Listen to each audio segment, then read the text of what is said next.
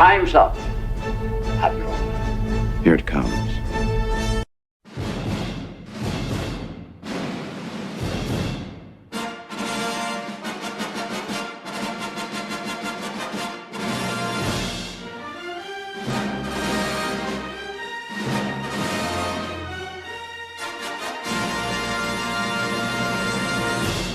Give me the meat and give it to me raw. What's the matter?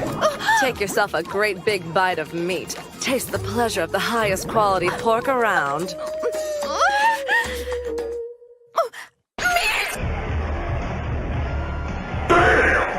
If somebody's gonna try to blackmail me with advertising, blackmail me with money, go f yourself.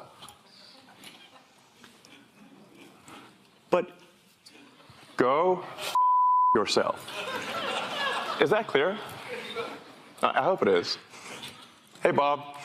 Well, Anakin just killed a whole Death Star. How many people died on that? Well, Anakin just killed a whole Death Star. Well, Anakin just killed a whole Death Star. Well, Anakin just killed a whole Death Star.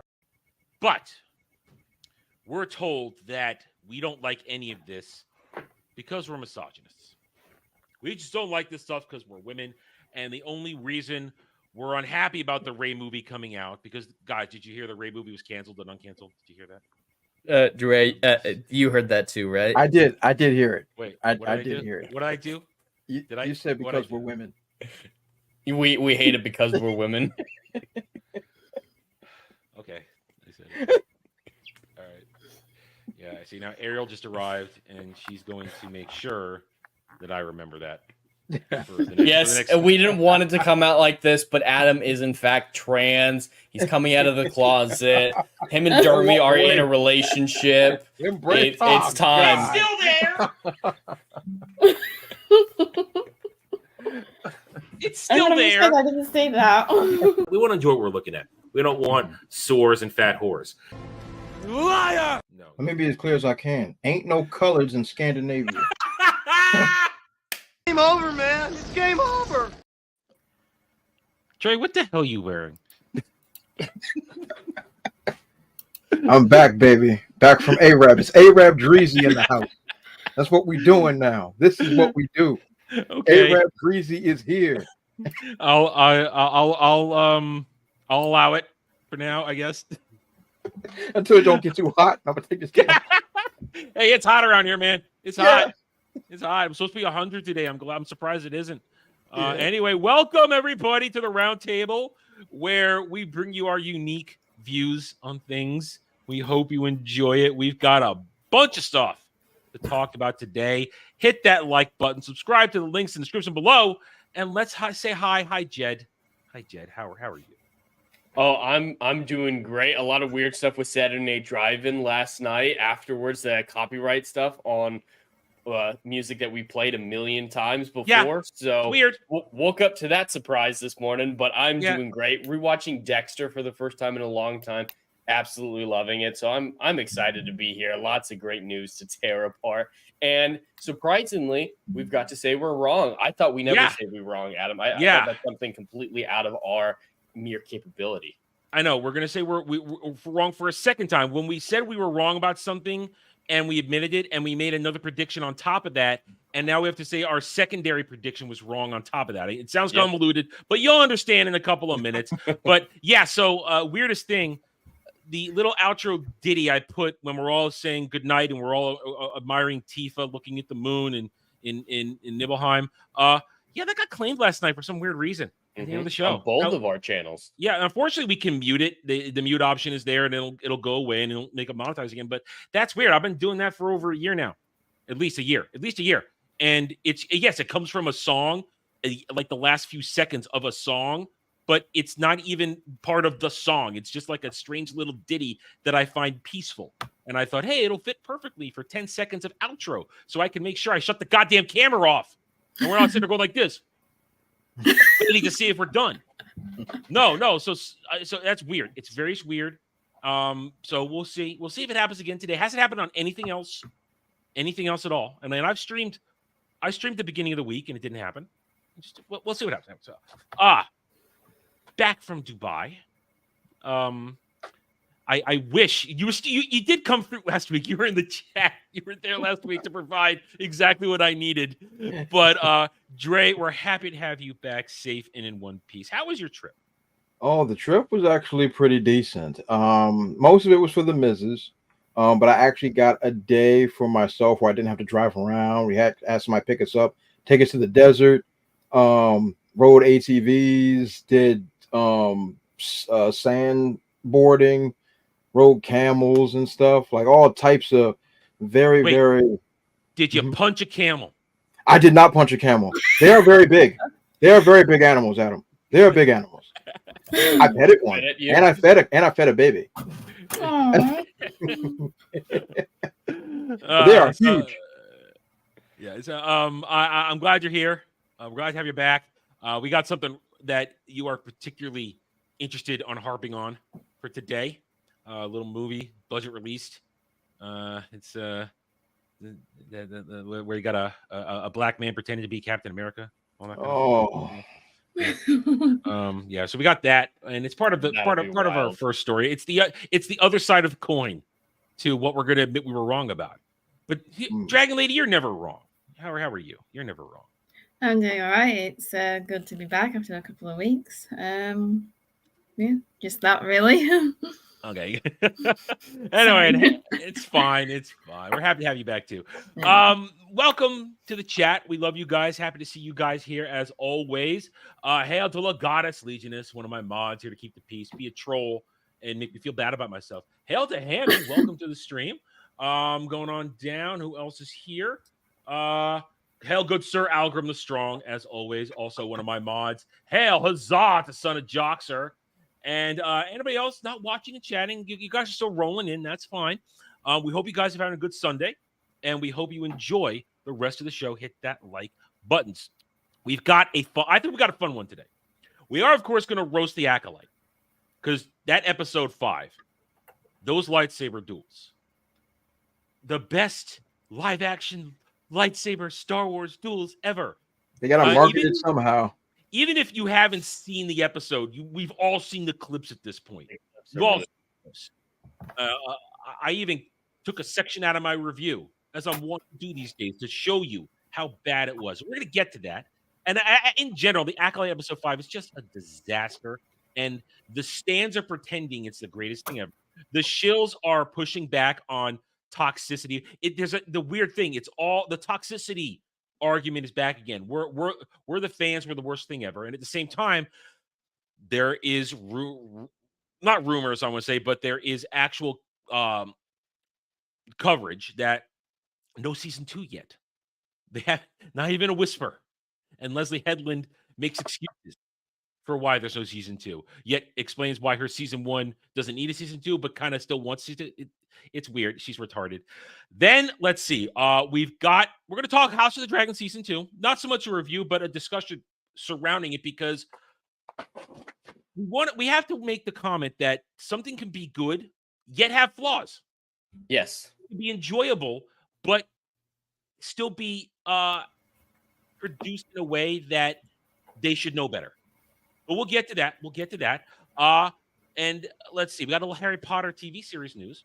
We talked about this a couple months ago, and now they have selected a showrunner and a head writer and a director. Two of those jobs are in one person. But we see this stuff, and it was not a red flag. Not a red flag. And it makes you wonder, are they going to get this one? Is HBO going to get this one right? Now, we still need the casting, but we'll get to that. That. And then we'll start with this. We got a little video game thing I'll throw in there at the very end if we got time, but we got this. Let's start with this. So a couple weeks ago, 3 weeks ago, when Inside Out 2 dropped, we, and each and every one of us here, we all said, wow, we totally got this one wrong. Because where the hell did it go? I've got it up if you want me to share it. No, I got it right here. No, I can get it. I got it.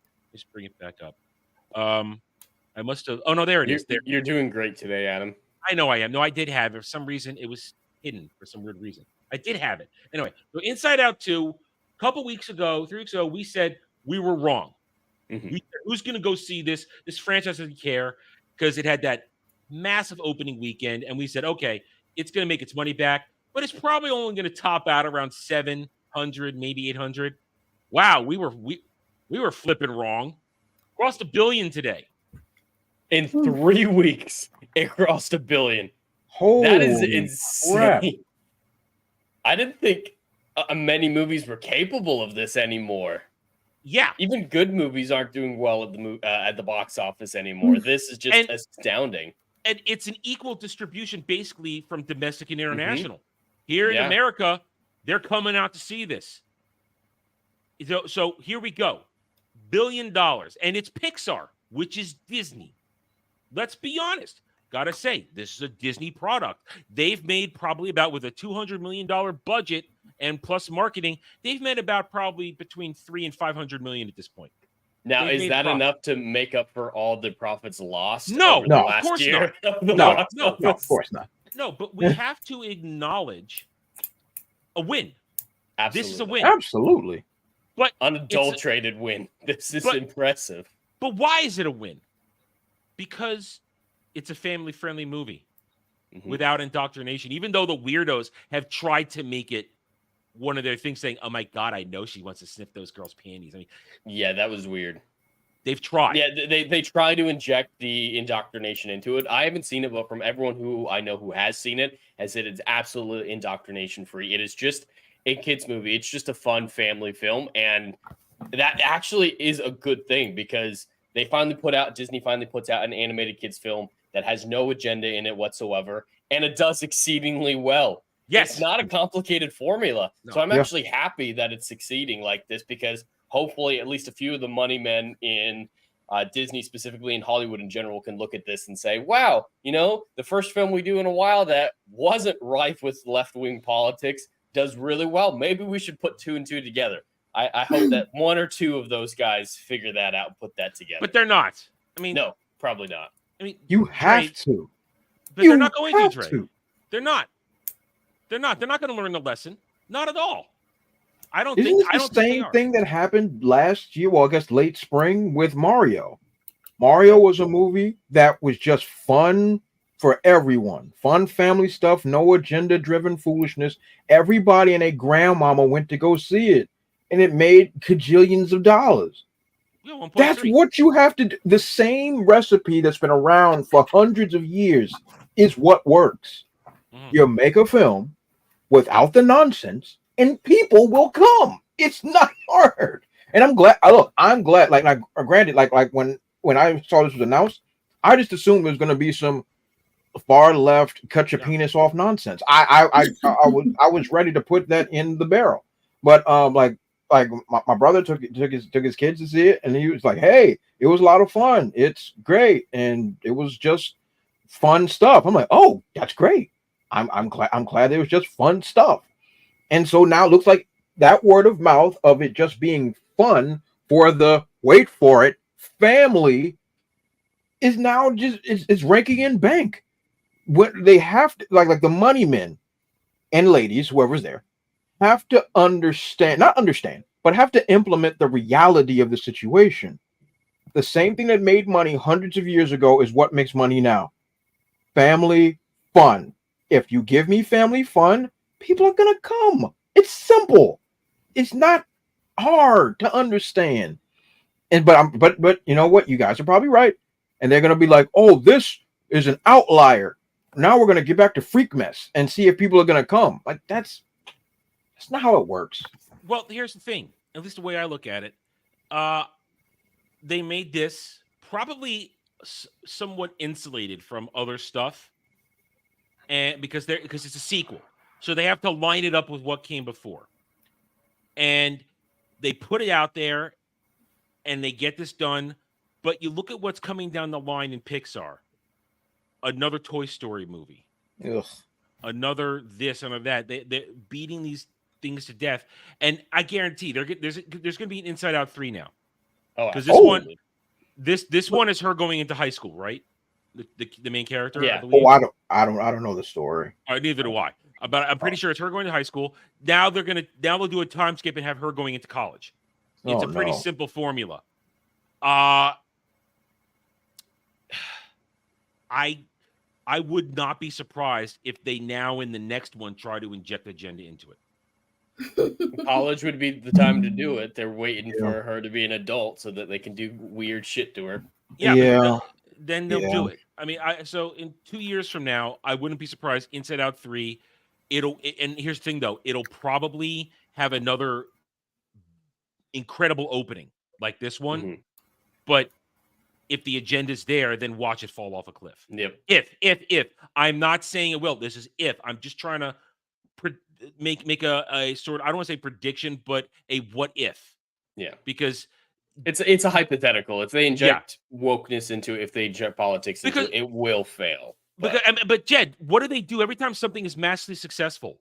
All they see is a vehicle to just put something in there then and drive it off the cliff. They do this in everything. I don't know if you guys heard, but the director of Cyberpunk 2, the video game, is saying the first one didn't do enough to push I saw that. The social commentary envelope. And so the second one will go way farther into injecting politics into it.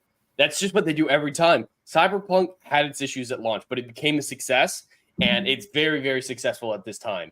And they're like, oh, vehicle, just like you're saying. As soon as something's successful, no matter why it was successful, they're going to co-opt it. That's what they're going to see. So I fully agree with you. The third one is what they see as a vehicle. Maybe we'll get lucky and they won't do that. It's like Disney. The second one, but it is Disney. We're hearing the David O'Keefe stuff right now as it keeps coming out. Yeah, they haven't learned their lesson. They're not. They don't care. All you got to do is look at Lucasfilm right now. We'll talk about Acolyte in a bit. They don't care. They don't care how bad it is. They don't. They will keep pretending Leslie Headland is some sort of genius. But so listen. So congratulations to Inside Out 2. We were wrong twice on this. We didn't think it was going to be anything, and we didn't think it was going to be $1 billion. Well, this is why we're amateurs at reading box office tea leaves. We are. We're not professionals. We try to make a guess based upon the evidence. But none of us have kids. We can all say that. Nobody on the panel here, we don't have kids. Jerry may be an uncle, but he's not in charge of them all the damn time. The kids with 469 million domestic, those kids wanted to see this movie 2 or 3 times. So we don't have an instantaneous reflection of how we're much not the target audience. Yeah. So we don't understand how much it was maybe enjoyed by kids and therefore we want to go see it again. So we're just going based upon our perspective of it's Pixar, it's current Disney. They've had one failure after another for the past 4 years. Nobody's interested anymore. And also we didn't know if there's going to be agenda in it, which is now not the case. So therefore, as Dre pointed out, oh, look, something doesn't have agenda. Oh, look, it does well. So what I love also that this destroys every single myth and fallacy they put out there as to why movies don't make money. Agreed.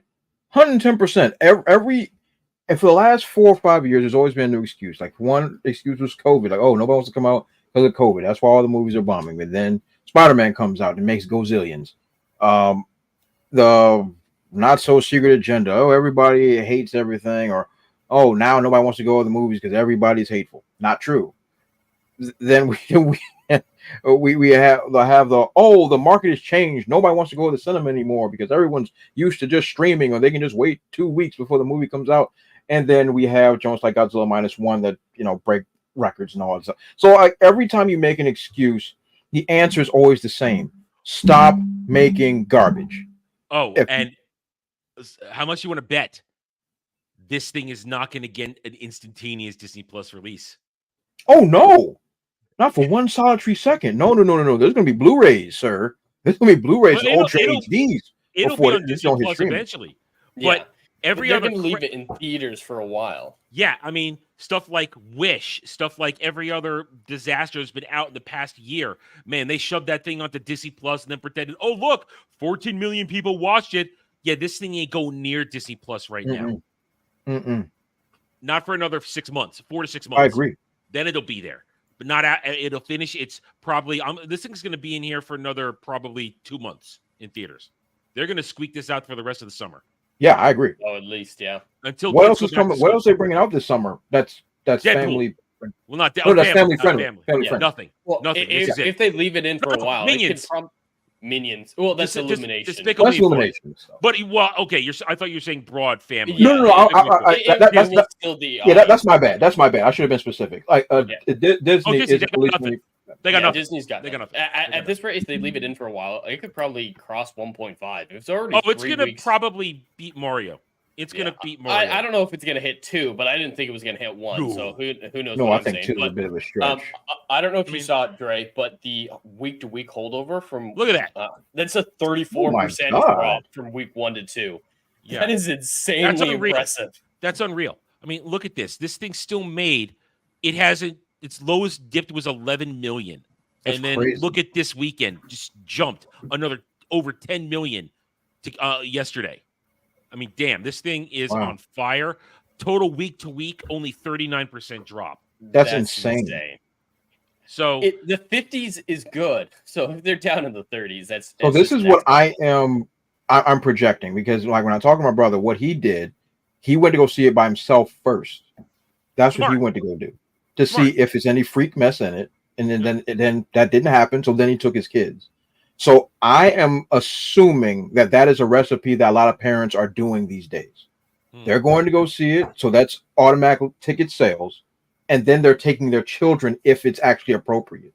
So I think that's how that jump that's not dropping too much, because of it's getting double views essentially. It's getting double views for each parent is going to see the movie first and then taking their kids to see it. I think that's and then there's already the kids who want to see it again, the ones that maybe didn't do that and took it and were like, oh, and the kids are going, yeah, now I got to see this again. I want to see it again. Absolutely. And having fun. Absolutely. So Mazel Tov to Pixar. You got a winner. We can admit that. But I mean, you guys already mentioned it. It doesn't do anything. This is a drop in the bucket to their losses. Agreed. For the past couple of years. And we're staying in the Disney realm of what will likely be a success. Deadpool Wolverine will likely be a success. I'm still going to say only about 750, 800 million. I'm not willing to say $1 billion on Deadpool just because of the history of the franchise. Yeah, and the R rating. And the R rating. Yeah, it's going to hurt it. Deadpool has maxed out, I believe it was 786 million with Deadpool 2. Made a little more than Deadpool 1. But those are way smaller budgets. Yeah. This thing is going to have a $200 to $300 million budget. Easily. And if it makes it, I'm not saying it's out of the realm of possibility, but it's going to be a stretch because, like Jed just said, R rating and the history of the franchise. So, but it'll going to be a success. Even. Yeah, it's going to break even at least. It's going to be a success most likely, but it's an outlier. So they might make a little money on that, but it hasn't offset anything, especially because this came out of nowhere. When I say out of nowhere, it's just we just weren't expecting it to break this week. That Captain America, not Black Man, Falcon, Hawk, whatever, $375 million budget that we know of, and the marketing end game level budget, and that had to pay 60 A-listers or something crazy. Yeah, I mean, and listen, Harrison Ford is not cheap.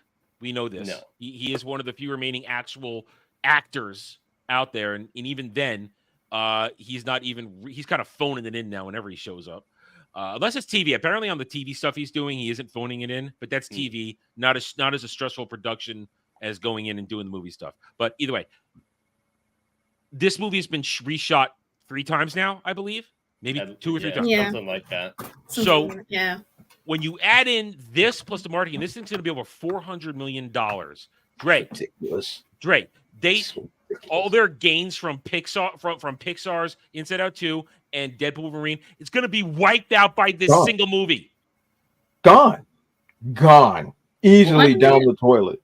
Why don't they just cancel it? Seriously, like no one wants to see Captain America that isn't Captain America. Agreed. At least it looks like they're fixing his costume a little bit. His TV show costume was awful. But what would the break-even point for this be? Because I don't think the marketing formula that we normally do would be applicable in this situation. Yeah, how big it is. So, is it $1 billion break even? Even like I did a bit of the math on Friday because when I made my review, once I got this news coming across my desk, which was absolutely absurd. I think like rough estimate, not even including marketing, is somewhere around $800 million. Oh my Christ! So $1 billion movie. Oh my God, Jesus Christ! And oh my heavens! Yeah, I'm not thinking any Captain America movie will ever make $1 billion, even with real Captain America. No, because he's not Spider-Man. He's not. He's not And he Spider-Man. never has been. And here's the thing: what people don't really understand. Captain America has been a C-lister for 5 decades. They don't get it. Like the MCU drastically shot up his popularity, just like Iron Man. Yeah, Iron Man was a C-lister as well. Now we love to us nerds. He's A-list to us because we love these guys. Sure, but sure. to the world, but for the world in general, he was irrelevant before the Avengers movies. Exactly. Like everybody knows who Captain America is, no question. Everybody sees the shield; they know who it is. But as far as popularity is concerned, he was never up there. There was Spider-Man, then there was the X-Men. That's like 1A, 1B. And then if you want to start Thor, you got to be nerds to really love the yeah, like people got to remember, Marvel is about teams, not individual characters. Yeah. DC had individual characters. Except for Spider-Man. Except for Spider-Man, and then of course those stand on their own like Wolverine or whatever. Yeah, but that's still X-Men. DC was about singular characters. Superman, Batman, Wonder Woman. These are characters that can stand on their own. Do the Justice League really matter? Not really. Anybody really care about Teen Titans that much? Yeah, once it's shot up with a couple of cartoons. But as far as continuity and the story's impact is concerned, it's about teams. People care about the Avengers more than they care about Captain America or Thor. So the idea, like even they recast Falcon. Now look, I grew up a Falcon fan growing up because my aunt was a fan of Falcon in the 70s. And she has like some of the original. Wait. There were female comic book fans before Captain Marvel movie? Wait, there were black comic book characters? Yes. Before Black Panther? Before Black Panther? I mean, wow. Believe it or not, these crazy, funky morons know nothing of history at all. And my aunt, she still has a limited edition original Falcon. Well, at the time it was called doll because it was about 11 inches in its original boxing. That has like the cotton stitch wings and all that stuff. The old red and white costume. So I understand this character and what it's supposed to be. When they tried to make him Captain America, that was the dumbest thing I had ever seen in my life. Not to mention that it besmirches an actual original black character that actually made sense for its own character, but they didn't see value in it, so they strapped him with the red, white, and blue. It's an insult. And if anybody says otherwise, doesn't understand history or doesn't know anything, that's like taking Luke Cage and then making him into, I don't know, the next Hulk. It wouldn't make sense. It's retarded. And so the idea that the whole notion of this character existing is wrong. Period. It's wrong. And so now that we got this ballooning budget of $375 million reported 375, because pretty much they had to reshoot the entire film, more or less. Just stop. And like what Dragon Lady said, this shouldn't see the light of day, but they have no choice. They have no choice. They have to roll the dice and put this thing out. In their schedule if they dump this movie. They got nothing. Nothing. They got nothing. Because this has already been pushed back, 3 times? And now it's supposed to be coming out in January of 2025? It was supposed to be out in February this year. Yeah. That was the second release day. I think it was supposed to come out last year originally. Yeah. It's just been pushed back a bunch of times. I'm just like, yo, just stop. Just release it or get your tax write-off. Pick one. Those are the only options you have. Because we already know no one's going to see it. It's going to be hot garbage. It's going to be laced with all types of my blackness. And no one wants to watch that. Nobody. 0 people want to watch that. It's whatever, man. I'm over it. Just release it or burn it. Well, here's the thing, though. They're going to release it. It's going to happen. you have too many big names involved with it at this point. I mean, you can't not let it out. But at the same time, we've asked this question many times. Is there any saving the MCU? I mean, this is going to be a massive setback. Nope. Because you can't tell me you could be the greatest editor in the world. You could somehow magically tape together the 3 different movies that have been shot for this movie. Okay. This movie will be a nonsensical mess. Not to mention, I guarantee at some point, I mean, this is what I always look for in movies. Everybody's hair lengths, hairstyles are going to be different at certain points. Like, wait a minute, how's his hair longer? How is his hair a different color? It's going to be crazy. And I guarantee that if you had something shot in the previous version with Harrison Ford and you bring him back, he's not going to be able to hold back the curmudgeon. Not just that, he's going to be, his miserable attitude of having to be there will come through his work. Oh, yeah. He doesn't care anymore. He doesn't give a shit. So the performances are going to be mediocre. The story is going to be, who knows what the fuck it is anymore. We have no idea. No clue. No clue. No I mean, clue. Is this a Captain America movie where he's fighting us who are the Nazis? Or is it a Hulk movie with a veneer of Black Falcon Captain America? I mean, Yes. Is Red Hulk still going to be in it or not? I mean, is it still It's gonna look the so leader? bad with the modern CGI. I know. Harrison Ford as the Hulk. I know. Harrison Ford's face on Red Hulk is going to be ridiculous. It's gonna look so bad. But All I similar know- to the Cyberpunk comment, some people involved in this movie said the TV show Falcon and the Winter Soldier didn't do enough to push the black narrative. So this film's gonna even go further into that. So you watched the show and thought it was bad. Yeah, Apparently, so it's gonna be worse. all this stitched together, what kind of Frankenstein monster is this movie going to be in the end? Because they're not throwing out everything that they previously shot. They're not throwing everything out. So how are they going to reconcile this stuff? And this is a disaster waiting to happen. So that's why I said Disney wins with Inside Out 2. Can't doubt that.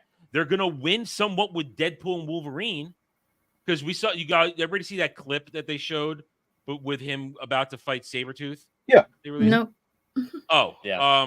I'm worried about claiming, so I'm not going to show. But basically, it's this great little thing, and it's funny. It's funny because it got Deadpool. I've not watched anything since the first trailer, so. But the basically, moment they showed parts of Loki, I was like, "Yeah, I'm out. Sorry." they're bringing in Sabretooth from the X-Men universe, that guy.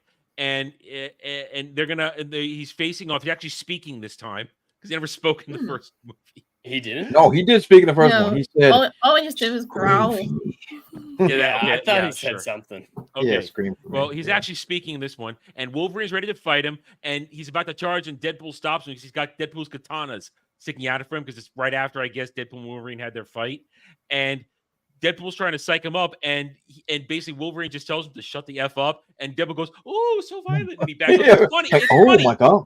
Oh my god. That's a oh my god. That's funny. It's Yeah. entertaining. And that's what that movie's gonna be. It's gonna be moments like that that are gonna make us smile and chuckle, and that's why it's gonna make a relatively good amount of money. Oh yeah. But they'll make that money, but then here comes Black Captain America, not number 4. That thing is not going to make even. That's not even going to sniff its break even. Not even no. sniff it. No. It's going to be an Indiana Jones type situation where even the stands and the mainstream media sites are going to have to say, yeah, it's a failure. It didn't even make back its budget. Yeah. So then you're going to have, on top of that, they're going to push out the remainder of the shit they've been hiding on Disney Plus, which is automatic loss. And then let us not forget, as we speak right now, they are probably just finishing up another round of reshoots for Rachel Zegler's Snow White. That movie's is still coming happening? out. That's Yeah, still happening. It's still happening. Still happening. It's slated for what, May of next March. year? March. May? As of right I think now. I think it's March. Correct me if I'm wrong. So We don't even have a that's- trailer yet for it, do we? No. Well, they have to reshoot it again. Yeah, we just have those weird stills and the terribly CGI dwarves that are taller than her. And they've got Zegler on complete lockdown. We haven't heard a beep out of her in months. They I had put to watch the original Snow White after seeing that horrible picture. Yeah, so they got her on a muzzle. She is locked away. They don't let her speak because they figured that one out. Hey, this dumb cow speaks, we get bad press. Well, So that let's is one thing that Disney can figure out. Like Brie Larson, after the first Captain Marvel and the Avengers her Endgame, they realized her opening her mouth was a bad idea, so they shut her down. They seem to do that when one of their actors or actresses are really stupid. They lock them down, so we can give them that much credit. But they always lock them down when it's too late. It's Way too late. We're thankful for that for our purposes. But but that doesn't stop them from them going on the attack and attacking fans. Oh, well. For whatever reason. God, so they'll shut those people down, the actors, but then they'll put out hit pieces. Well, they do those when they're prepped for it. They're ready for the response of those ones. The actresses blindside them. Yes, exactly. So it's fascinating then. Disney gets wins they didn't even try for, but there's so much bad coming out that there's no way they break even any of this. So there you go. Disney gets a win. We can admit that. Good job. But they're going to offset it next year. So, and then there's the big question we already asked. Will they learn their lesson? I don't think so. I don't think they learn their lessons. It's wishful thinking. They don't. The simple fact that they are so defensive about the Acolyte and Leslie Headland and Amanda Stenberg, the fact that they're working so hard to run cover for this show, to me shows that they are learning their lesson. Because Acolyte episode 5, I know I'm the only one who saw it, but those lightsaber duels, the entire episode was just an exercise in, I don't want to use retardation because I've used it so much already with this show. An exercise in, you know what? I'll be looking at futility. Ooh. An exercise in futility because you're trying to tell some story. They're trying to tell something. Leslie Headland had some idea somewhere in her twisted brain. But the way they're going about it, the way they're trying to make these characters feel like something is ridiculous. Because, newsflash, characters died this episode. As we always predicted they would. Yeah. We always said they were going to die. And the Yord Horde's over. Yord Horde is definitely over. Although now it's there's a new phrase. They've engineered a new phrase. It's a Yord thing, something like that. They're thirsting over Yord Fjord. I don't know. I don't even think they're that clever to make that kind of play on words. But they're trying to keep pushing that he's still a thing. But there's a real thirst thing going on because we had the reveal for Darth Zipperface, as I like to call him. It was exactly who we said it was going to be. As I said, it's a futility. This whole show's an exercise in futility because they claim mystery. They claim they're going to surprise you this and that, and all these things that are going to be exciting and interesting. It was obvious that Darth Zipperface was Asian dude who was fake apothecary man. And people call him It's sad because he's actually a good actor. I don't know if you guys have seen The Good Place. The first season or two were fun in that, and he was very different character. He was very much an airhead, had the IQ of lukewarm water, but he was very fun in that movie. It was weird to see him in the clips for the Acolyte being so bad. Yeah, I mean, people are saying he's the best thing in this, and sure, fine. At least he seems like he wants to be there. And he put the time in for their lame choreography. But just because you put the time in for it doesn't make the choreography good. Mm-hmm. Because I did it in my review, and I cut it out, and I re-edited it a little bit. But I showed the side-by-sides for the choreography. Because, I mean, Dre, they made the claims it was the greatest choreography. Yeah, and that's where the problem comes. So I took some time and actually watched the fight scenes. Somebody has clipped them out and whatever.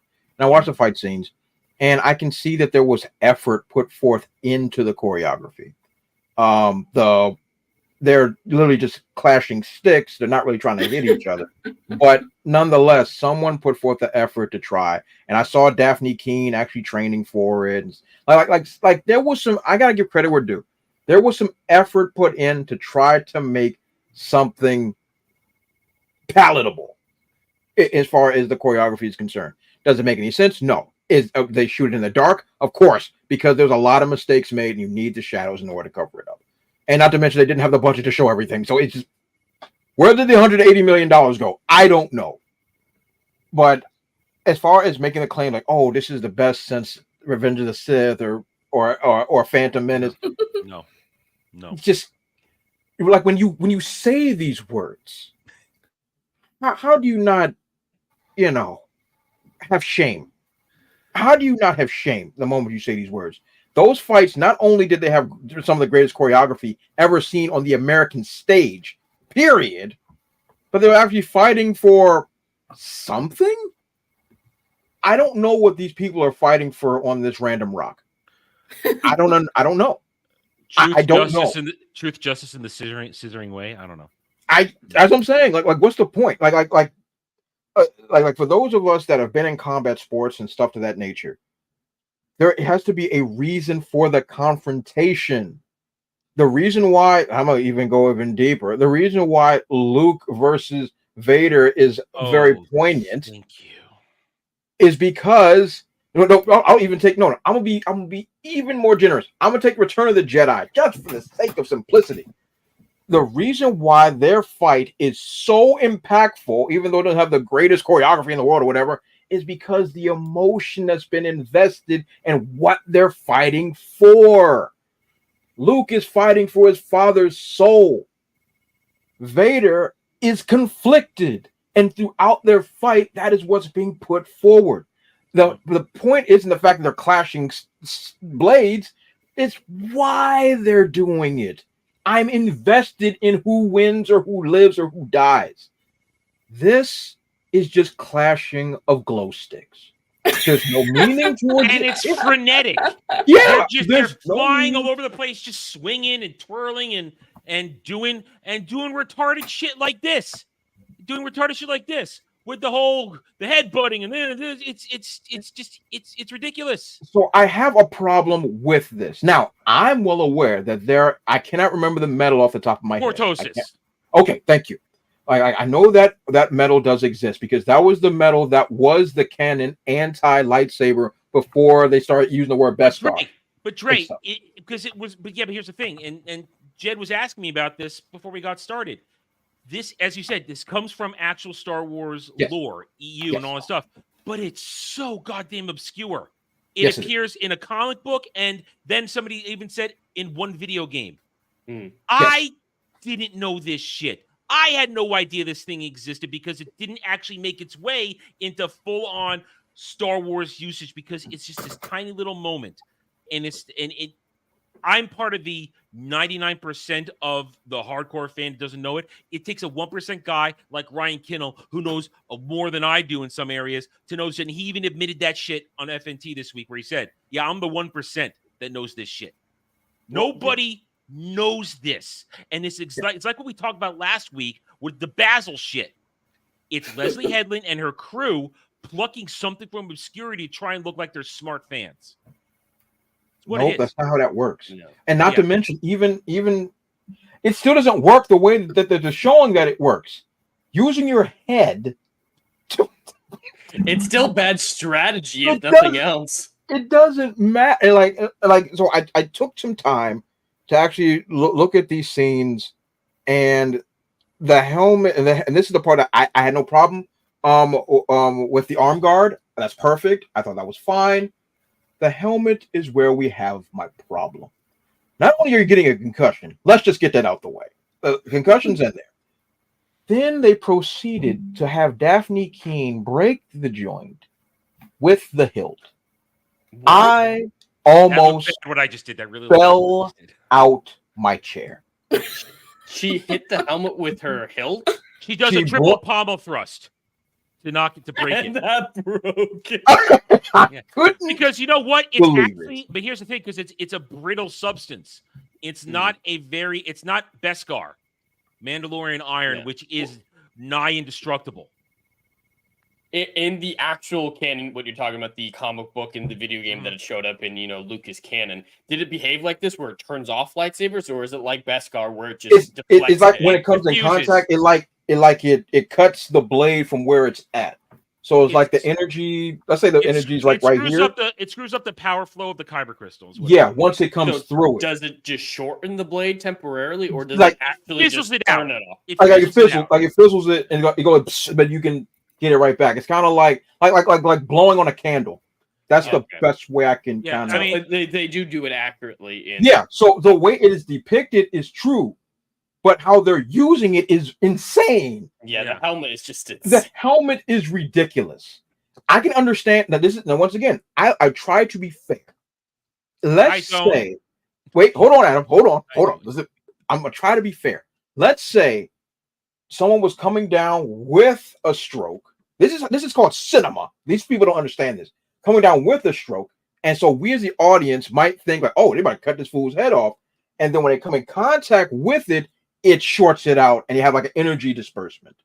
Now it makes more sense, and I mean that I'm using that very loosely. It makes more sense based on the fact that you're not using blunt force trauma to make contact with a blade. That's not how any of that worked. And then to turn around and have Daphne King just freaking blunt it. Listen. The whole that's the other part of this. To get back with the choreography. To get back with the choreography, I said gay back. I know I did. To get back to the choreography, the whole thing, as Dre pointed out, it's swinging around. They're just trying to hit their marks, and you can show Manny Jacinto, however fuck you pronounce his name. You can show him putting in the effort. You can show Daphne Keane putting in the effort. But Dre, realistically, how much effort did they put in? A week's worth, maybe 2 weeks worth of practice? I mean, for what they were given, but here's the problem, and this is my problem. I'm not putting it on the actors. That's what I'm. Neither am I, but I'm putting it on. But Adam, you're that guy. You're that guy you're that guy who's like, hey, if you're going to be part of the craft, hone the craft and make it look good. Because we come from the era where that matters. Hayden Christensen and Ewan McGregor spent months. Months there you go. To get ready for this shit. There, Adam, you're fine. And they bring in Ray Park, a professional, to elevate it and make it even better. Yes, because those are gentlemen that understood the craft and really wanted to bring something special. These folks don't have that type of drive. They don't have it. They don't. So this is what I'm saying. I'm going to excuse their nonsense for the time being because I know what they were given was hot garbage.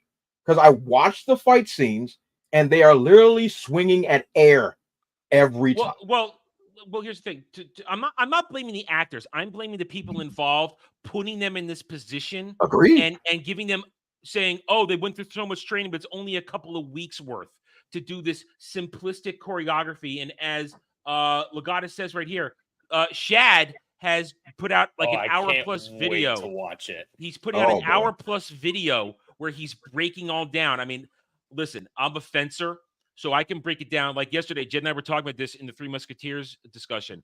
I can see where somebody's not doing it right in fencing. But Shad has more expertise in actual full-on sword play like that. So he's going to break it down because that's what they're not trying to fence it. Even though I noticed it, and Shad's going to point it out, I did notice it. There's one point where they got Darth Zipperface lunging like a fencing move during it. It's retarded. Well, and Shad, he's done these fight scene autopsies for a lot of other movies, but even just like the prequels in the original trilogy, and they're great videos. I'd highly recommend them. I vastly enjoy them. But all the stands out there have been quote tweeting his tweet with a clip of the fight scene autopsy for the Acolyte and saying, "Oh, do you just hate Disney Star Wars this much? Yeah, why don't you go back and do the prequels? I bet if you put it in slow-mo, it'd be just as bad as this." And he just shares his Battle of the Heroes for Revenge of the Sith. It's like, I totally would never do it with the prequels. Yeah, no, not at all. Not at all. His one for the throne room scene and The Last Jedi is especially impressive. Everybody, everyone thought that was so good when it came out. But no, it didn't. It was bad. I agree, but there were a lot of people who thought it was incredible They're when it came still out. defending the disappearing dagger. They're still defending that out there. Pocket. Some people are saying that's why. What was it? Rise of Skywalker had the Force transfer from Rey to Kylo because that's what she was doing. Is she forced it through a pocket dimension of the Force? All right. So the choreography. I'm gonna give Dre this. I'm not gonna blame the actors. Yeah. They're just doing their job. I blame the people putting in the situation because it's half-assery. Is what it is. And then you have to put in the lore problems it's rife with lore problems in terms of behavior and how people are going to do this stuff. The biggest complaint that I have in this choreography, and I'm not talking about the openings like in this one where he's going to short the lightsabers out, but then not attack them and finish them off. Also, you can have a gory double stab for ridiculousness. I'm talking about Daphne Keen's one-on-one with Darth Zipperface. Yep, I agree. When it came out, because after I finished my review and I came out of my quarantine, the stands are going, oh my God, they showed her practicing on Coruscant. That's what you chuds want. You want them practicing and training. You get it. You'll never love anything. No, in the first place, when she's training, and we're not even getting into the fact that they're training with wooden swords. Jedi train with fucking lightsabers that have no weight. Training with something that has weight is meaningless for your forms training.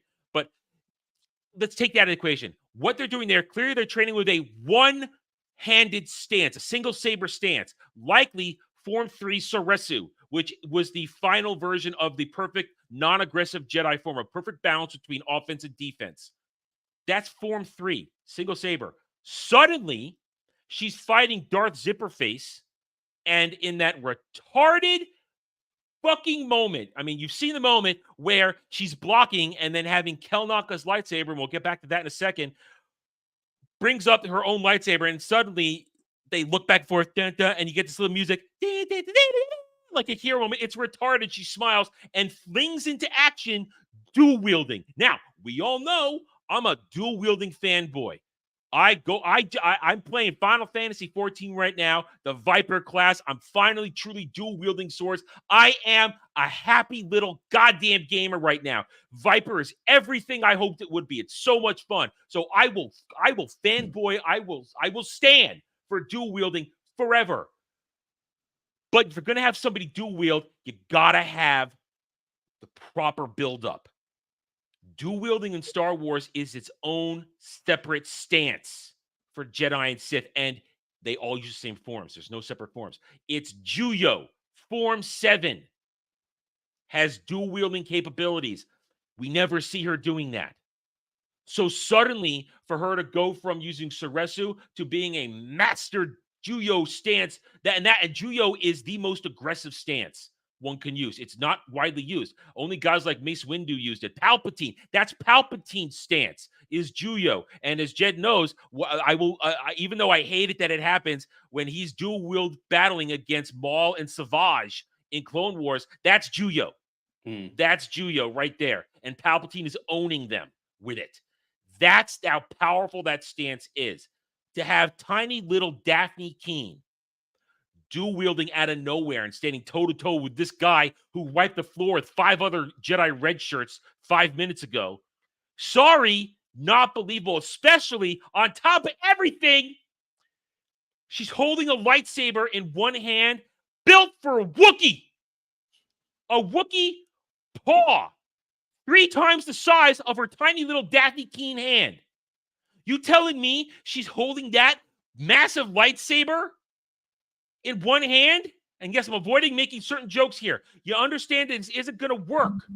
There's no way she's is that the one she was reverse grip too? Yeah, she had to reverse grip. With a Wookiee lightsaber, that would be so much more difficult. Yeah, so there's so many unbelievable things, and I didn't get into, like Shad is going to do in his video, the misses, the openings, this and that. That's not my job. I know it looks bad, but I'm going to leave it to the professionals like Shad to break it down point for point. But we can all see, as we pointed out, it's a frenetic mess. We can see they're just, as Dre pointed out, moving to hit their marks, swinging the light sticks. What about the form he used when he pulled out his secret lightsaber dagger out of his hilt to kill Daphne King? I call that the hidden dildo. It's a hidden dildo. Did he use the right form for that? I don't even know what that is there. That's I'm gonna make sure that there's 3 lightsaber wounds, because otherwise that little 93-pound girl she would survive one. Oh yeah, She would survive they one. made it canon So- that getting stabbed through the chest with the lightsaber is just an inconvenience. So when you kill someone, you have to decapitate or stab them 3 times just to make sure the audience knows. And we bring up the stabbing, and back to Dre's point, and that is the point I made myself in my review. Where's the emotional impact? And because you got these characters, they've existed for a month at best. Because you take an episode out, they've only been in 4 episodes because there was the flashback episode where they didn't exist. Yep. I mean, who's getting attached to these characters? They've done Nobody. nothing. They've had no development, but these stands online, like this person here, and I have dozens of other examples. They're crying. Like, oh my God, I'm not well. I'm not well. Jackie's dead. Somebody hold me. They're still alive in my canon. Oh, I'm making my horrible fan art where the Force Ghosts are hugging Master Squid Game.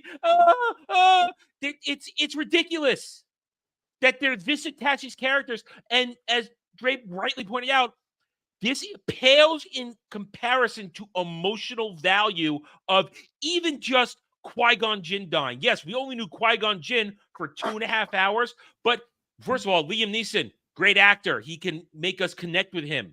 And Qui-Gon Jinn in 2 hours had way more character development than these idiots have had in their total maybe of 25, 30 minutes of screen time each. So we care when Qui-Gon goes down and Obi-Wan goes, no! To have Master Squid Game go, no, in broken English, it doesn't work. And then to have Jackie go down in broken English. Somehow it happened. It did. It did. Somehow it happened. I swear. Then have Daphne Key, Jackie go down. We're supposed to care about this stuff. It doesn't have the emotional impact of Qui-Gon Jinn dying. Having them try to have Osha and May be tempted by the dark side or be saved as that doesn't have the emotional impact as Dre pointed out. Luke and Vader fighting on 2 separate occasions. Not even close. Not even close. Not even close. There is no true emotional attachment to these characters. And there's no reason for any of this to make sense. So I'll use the meme. Make it make sense, please. Make it make sense. And that's my issue with all this stuff. Like there are a couple of shows that were obscure at one point that ended up becoming popular. Like I used to love watching Arrow. It used to be one of my favorite shows back when it was actually good, because we actually got to know who Oliver Queen was, and to get to know his team and the things that he went through certain flashbacks. We understand, like, oh, he went through so much tragedy. So when things are going wrong in the show, we're like, man, I hope he overcomes. I hope he wins. I hope he doesn't die. Or I hope that this love interest of his doesn't make it. I mean, actually makes it, because he needs love in his life. Like, those are things, because I have built an emotional connection because we spent time to get to know him. When the problem with these shows, first of all, besides their 8-episode runtimes, they need to pick a protagonist and then just stick with it. Like let's just take Daphne Keene, okay?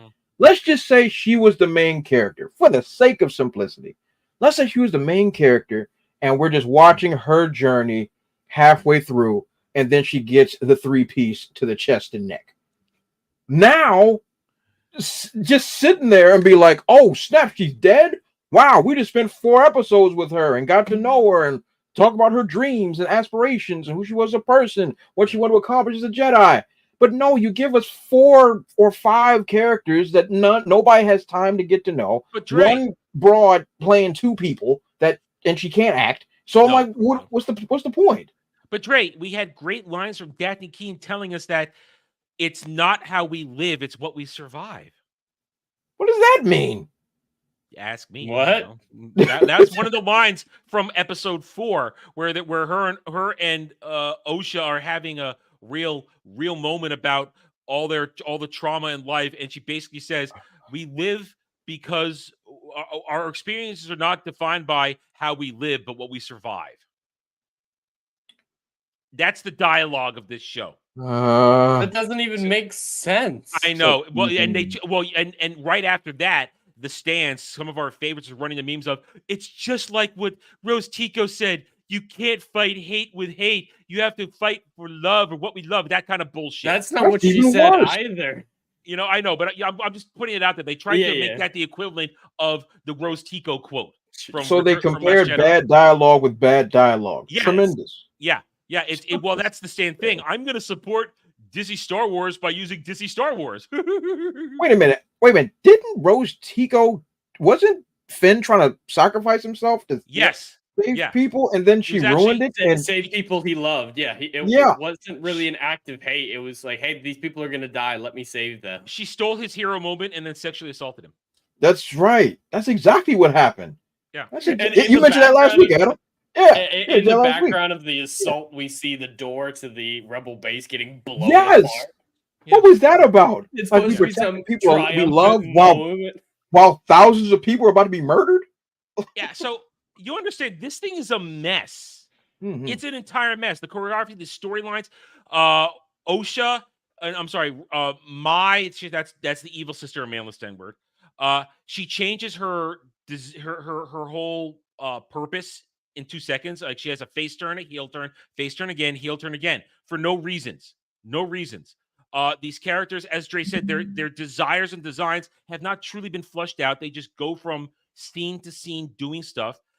We are now being set up for the ultimate screw you to the actual canon lore as set up by George Lucas, where they are about to report. I guarantee they're going to report this in the beginning of next episode that they just encountered a Sith, and Master Leslie Headland's wife is going to hear it, and Ki-Adi-Mundi's going to be right there to hear it as well.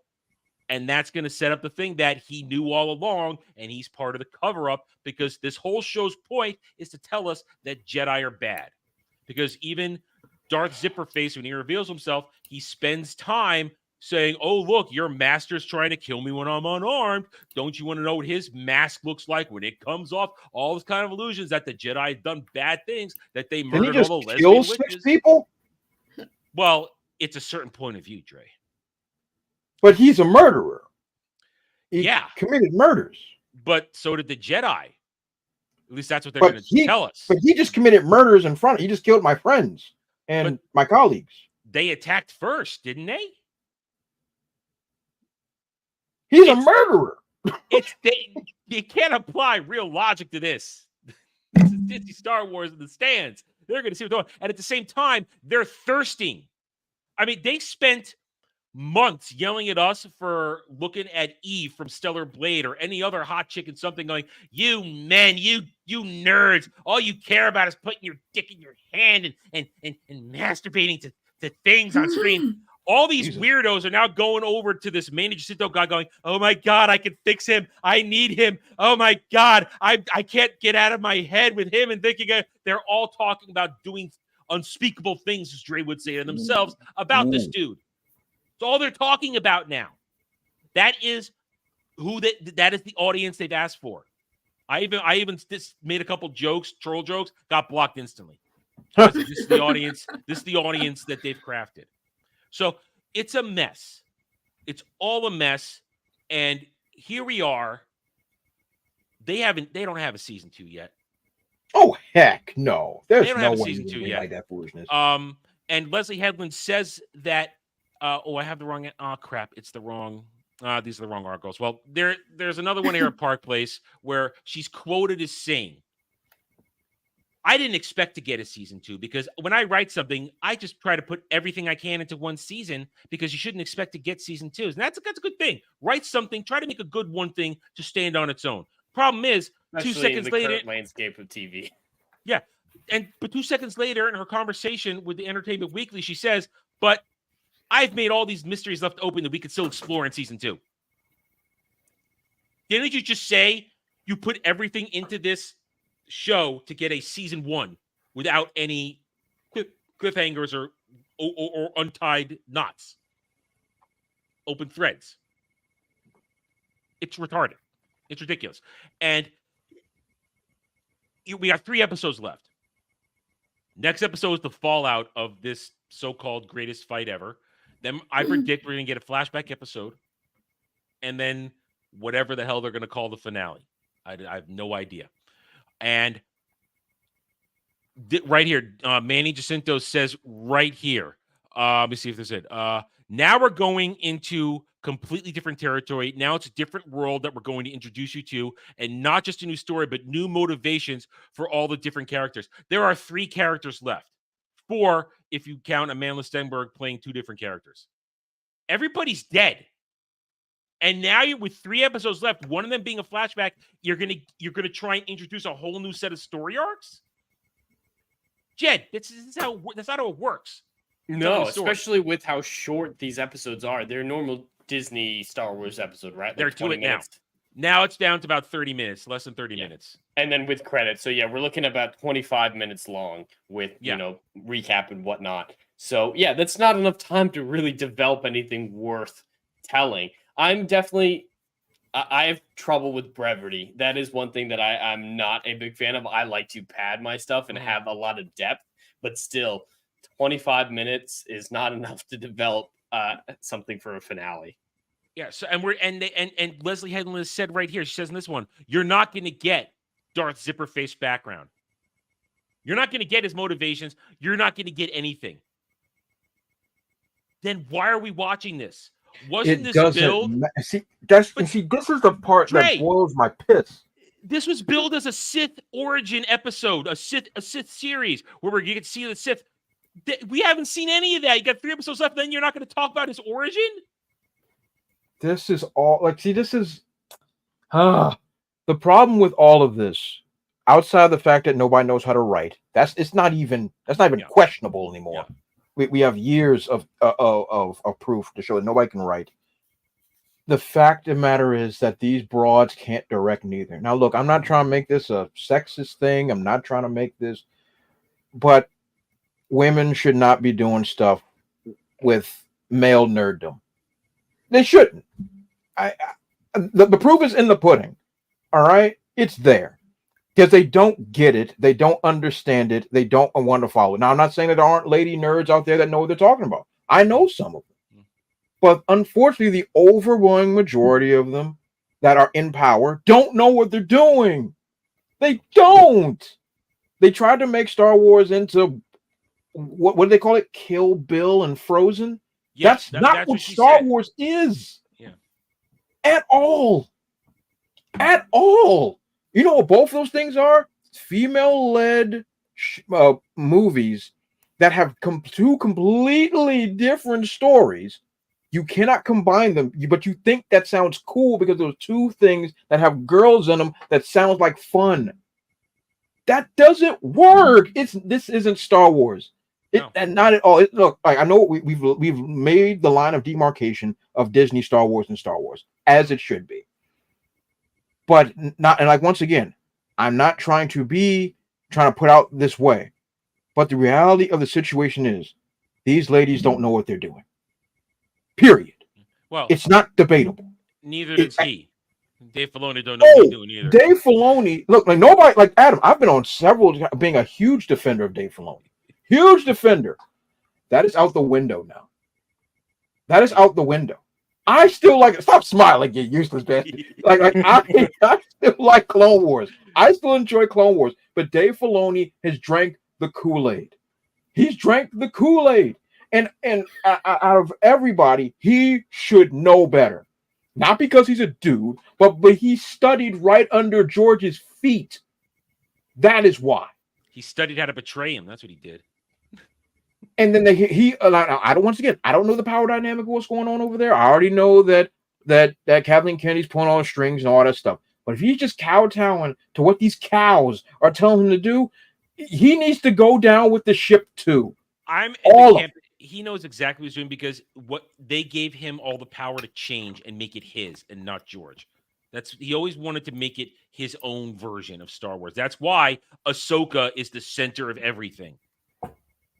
I mean, that's why. And his obsession with that, granted, that's his baby. I get it. He wants her character to go on forever and be the greatest thing of all time. That's what we all dream of our characters to be. But now the broad has run her course. Okay?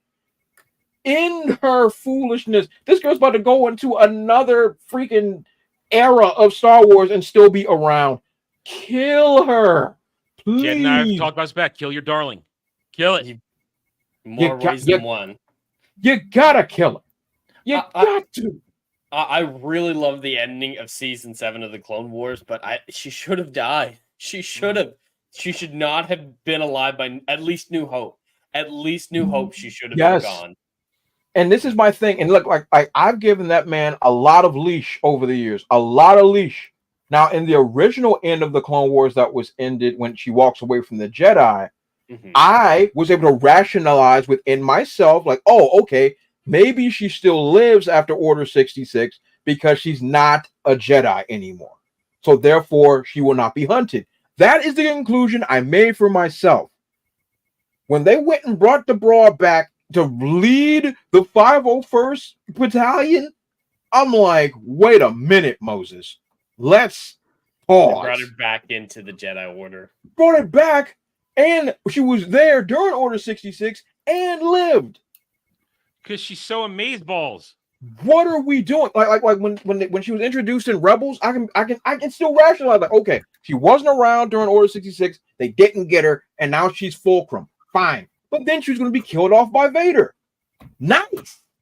We're good. She's dead. Nope. She's with Jesus. No. If it were well written, that would be a great ending for her character. Getting killed I've by been Vader. fine. That's the only good episodes of Rebels ever written, period. Period. And like, okay, you're going to kill her off there? Fine. No. And they're still flawed Veil of the Force, for Saber. butchering I'm like, bruh. Malachor 5. They're still flawed for butchering Malachor 5. Bruh, but I digress. But nonetheless, these ladies need to stop. They need to understand that they're not built for this, and there's nothing wrong with that, because y'all are in the sandbox where everybody's playing with dinosaurs, and you brought Barbies. Okay, you're not where you belong, and there's nothing wrong with that. I cannot write America's Next Top Model. I cannot write Project Runway. I cannot write Housewives of Atlanta. I can't do that. I could write a porno of that. See, because we're dudes, we see a whole group of women. We're like, you know what? I don't know where we're gonna get them Nikki. How are we gonna I'm here to deliver your That pizza, is ladies. the equivalent of what Kathleen Kennedy and Leslie Headland did. It's just dudes except watching an American Top Model going, how do I get them naked? But you still need a dude to come in and deliver the pizza too. You know? Yes. Yeah, the guy's gonna deliver the pizza, and then we just start cranking up. That'll be all right, just with the ladies. Exactly, but that's my thing. As a dude, I do not have the mindset to create women-based filming. Now, are there some dudes that can? Yes, there are dudes that have that skill, but they're far and in between. It's not their thing. Just like these ladies here are not the ones. If there are some ladies out there, I have not met them yet, that can sit there and write and craft Star Wars of this magnitude. They have proven the point for what they always call them, the misogynist or whatever. Wow. They've done it for them. You don't have to be a hateful person to acknowledge that these broads don't know what they're doing. Dre, there is one fault in your statement here. Lay it on me. Leslie Headland's not a lady. She can't. She still can't write Star Wars either way. But I can't put it any better than you said. They took a boys brand and made it female. As we are so apt to say, the Force is not female. The Force has been scissor fucked into obscurity right now. Oh yeah. This is a disaster. You listen to her you listen to her lines here, you read all this stuff. These people don't know what they're doing. They have no real plan. All they care about is making sure it's agenda. She had to backtrack after spending a year saying this can be the gayest thing ever. We're so happy it's gay to, oh, it's not really gay. It's not really gay. It's maybe queer coded, but it's not really gay. They are so lost. They're so lost. Disney Star Wars is lost. And you know what? I'm glad. And I somehow I'm not going to claim victory. I'm not going to say the one that I'm the one that got them ever saying this. But a lot of people are saying properly Disney Star Wars is dead. That's catching on. Agreed. I've been saying that for a long time, telling everybody, please don't say Star Wars is dead. Say Disney Star Wars is dead. It's finally catching on. People are saying, yeah, real Star Wars, when put in front of people, is still enjoyable. Now, there are people, recently, I've heard a couple streams last week, saying they can't even get past New Hope because they see the likes of Mark Hamill and they can't disassociate. I can go back in time and say that's not the Mark Hamill that I'm watching right now. I see Luke Skywalker. I don't see Mark Hamill. Yeah. He does change a lot, facially in the time from New Hope. Yeah, we had that. He doesn't really look like himself. Yeah. Yeah. Point is, I found my happy medium a long time ago. I'm okay with it. But a lot of people do understand that real Star Wars, when given the time of day and room to breathe, is still beloved and has a passionate fire under everybody, as opposed to the stands and other people. I mean, right now there's a whole thing going on. They're trying to play the "we're all toxic" card again. I mean, Dre, you missed it last week. Oh, okay. With the whole, actually, that was the beginning of this week, but you missed it. It was last week. It was last week. The whole "there are more of us" thing, where they put out that cringe video. It was bad. It was Did you bad. see it? Well, it's gone now. They've removed it. Oh, I didn't know they removed it. Oh, they took it. Oh, okay. So you missed it. Okay, so what happened was, a couple of days later. All right, first, so Dre, first. So when episode 4 got released, and we all trashed it for its ridiculousness, a bunch of the stands, I still say they got it was during the whole Kiara Mundi Wikipedia thing. Yes. When that happened. You know about that. Yeah. I think a call went down through the hive mind. Stands, do something. Do something. They put out this "there are more of us. We stand with Wikipedia," and they made this cringe-ass 1 minute 30-second video. The 2020 Summer of Love video that all the celebrities did, like the Imagine song. Oh God! Kind of like that. Yeah, imagine that with Star Wars stan YouTubers.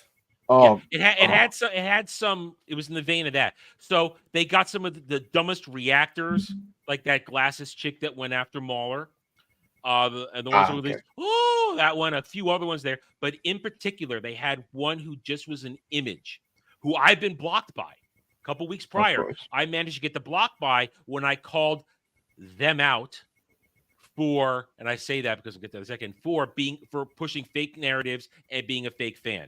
I called them out. They blocked me instantly. They included this person with their image of a girl in their video. It came out.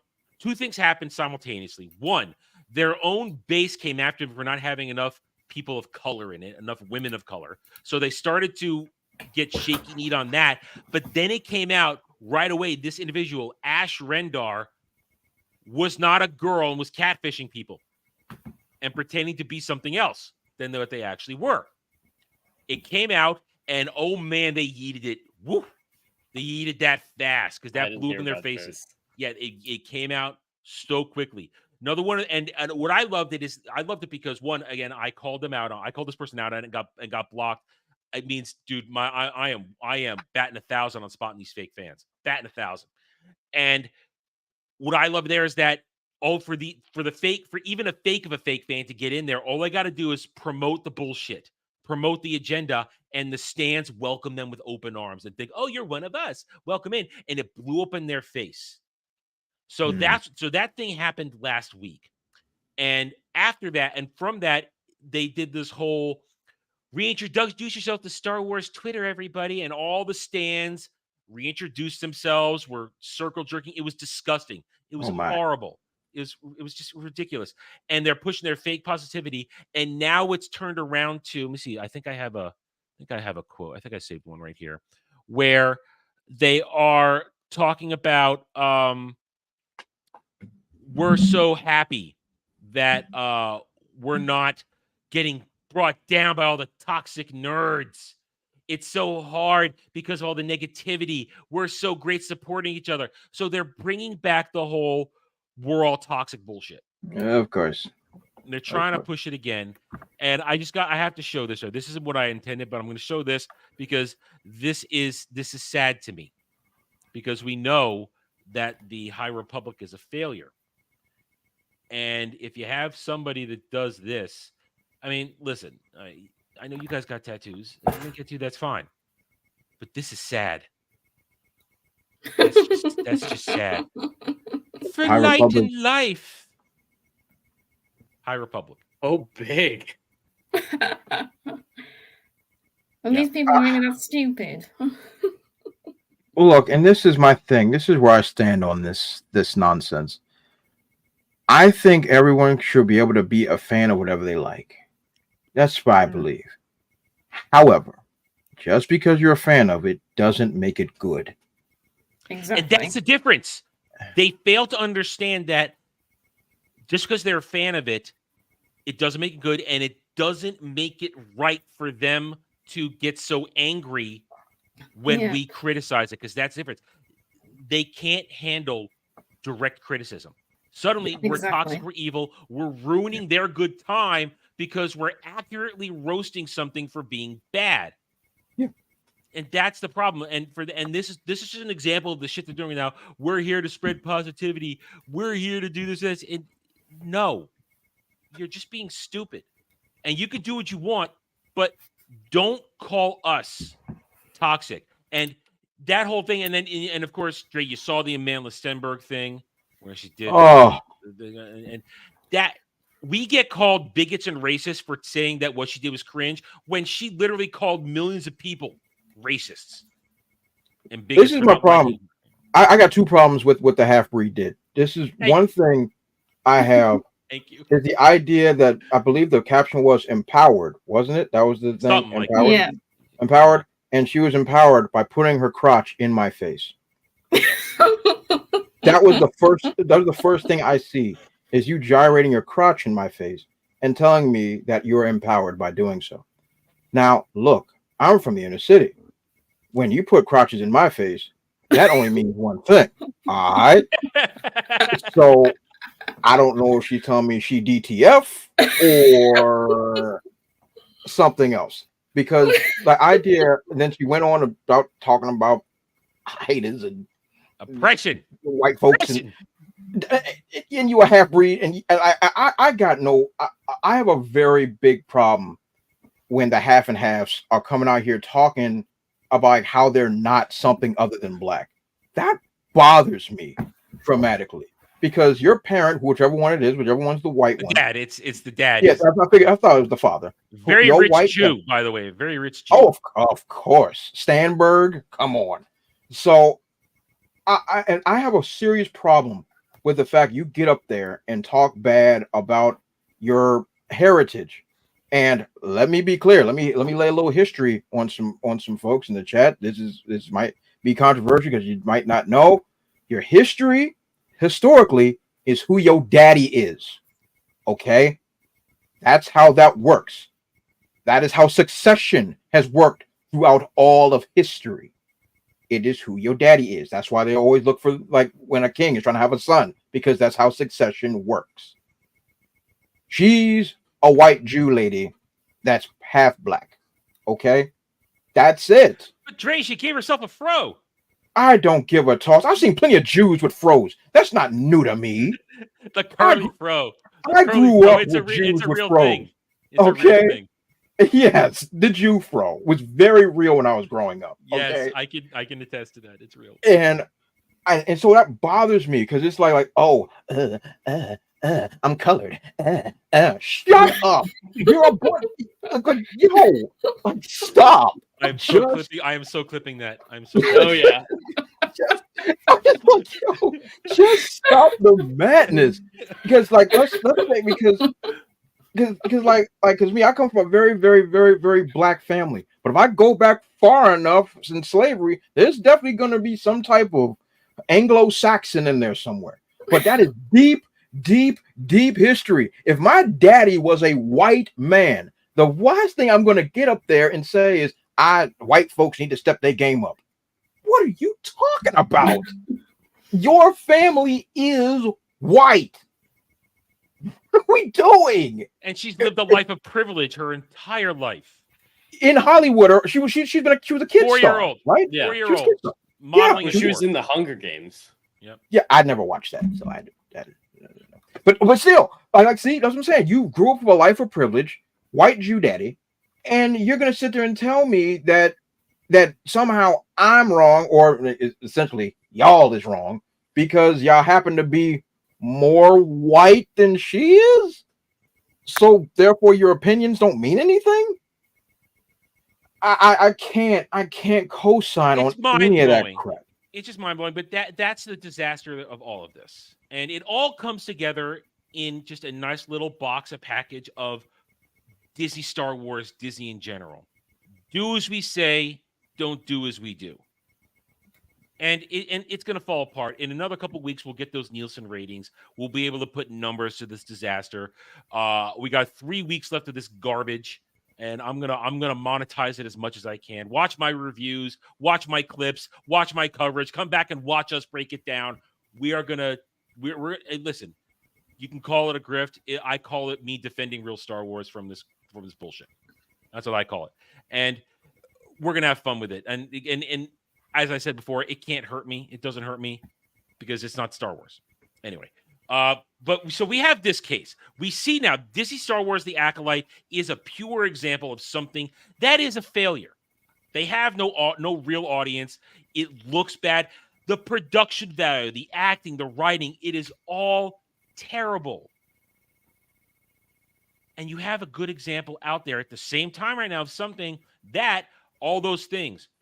Excellent acting, great production value, great scripts, great dialogue. House of the Dragon Season 2. We're 2 episodes in. We get another episode tonight. I'll give my review tomorrow. I've said it before, say again, I'm not a germ guy, not a Game of Thrones guy, but I can watch this and objectively say it's good. The things it does it well, but that doesn't mean it's perfect. So episode 1, we forgave its setup because it's first episode of the season. Got to set up a bunch of shit. Fine. Episode 2, we talked about this last week when Ryan was a guest. And Ryan's a way bigger Game of Thrones guy than myself. Way bigger. And he even admitted, yeah, they got to pick it up for episode 2. They need to start moving shit up. But Jed, you agree with me when I said strong finish, strong ending, weak ass middle of episode 2. No, opening and finish, yes. Not ending and finish. God damn it. I'm trying to be serious here. I mean, it's what you said. You know what? Yes. Episode 2 had a lot of issues in the middle, especially being dragged out and filler. Now, this is something that I've seen a lot with this show, particularly even back when season 1 came out, but right now more applicably, is people seem to think, oh, it's not the worst thing ever. It's not as bad as Rings of Power or whatnot. So it's the best thing ever. And it's free from criticism. You cannot criticize the show because it's better than okay. And I'm just never going to support that stance. Even movies that I love, as people have seen on Saturday Night Drive-In, I'm still going to criticize when they deserve to be criticized. And this last episode had issues. There was a lot of filler. And no, apparently I have to tell the internet what the word filler means. Dre, is the word filler to you anything except action? Anything except action? Yes. Is that what filler means? So for filler, for me, is usually it's used to try to add something to the characters to make you get to know them or to expand on who they are. Filler does not directly add to the main plot or story. It will be an option. So, yeah, the definition of filler is something that doesn't add anything important to plot, character, or world building. Absolutely. So if you cut it out, you don't lose any understanding. You miss absolutely nothing.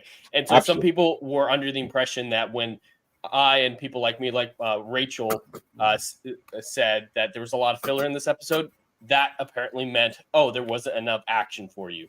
No, I don't need a minute long of watching dust float in the air. That's called filler. We're not even like watching the person react to the dust, really. We have Rhaenyra looking at the dust, but she has zero expression. That scene is filler because it adds nothing. She's not emoting. We're not getting any expression from her. We're not learning anything about her. We're not seeing grief, which could have been shown in that scene. We don't need, what's her bucket, Alicent with no face, just going underwater. It looked like she was going to, try to Minecraft herself, but she wasn't. She was just, taking a bath for 5 minutes. We don't need to spend 5 minutes watching someone dig up a single crab, looking up into the sky, seeing a dragon that is not referenced again. We don't know what dragon this is, where it's going, why it's there. It's just some black guys digging up crab and saw a dragon. It added nothing. Well, that's what I mean by filler. That's a brother of Yeah. the dude who's probably the bastard of Corliss, is what that is. But he just got introduced, and for me, I counted that whole middle part, and I agree with you. It's all filler, but it's all these scenes of all these characters having conversations that aren't moving the story along. And I don't care if it's set up. You're dragging down the momentum of other things that are going on. You just had some great scenes of Matt Smith just being Matt Smith in his scene being go with him, and we had Damon and Rhaenyra. Basically, Damon admitting, "No, you're not my queen." You have some great stuff going on there, and then you cut to 20 minutes of people just yammering at each other, and like Jed said, I don't need action to move things along. No, it's but not I the need type the of show that story needs to action. move. Yes. I need the story to move. And having Corliss and Rhaenyra lie in bed naked, talking about something about what it means to be a ruler. That is the 100th time in this show that Rhaenyra has said something like, I don't need you to tell me what it's like to have the crown passed over you. Yeah. That's literally the whole thing in season 1, is that she was the queen who never was. Yeah. It adds nothing. And he couldn't get over it. Mhm. And now it's, we've seen that so many times. It's pointless. Yeah, and then the blacksmith not having money and his diverse family and the sick daughter. We don't. That it's wasting our time. They could have cut too long. We could have gotten that information very quickly.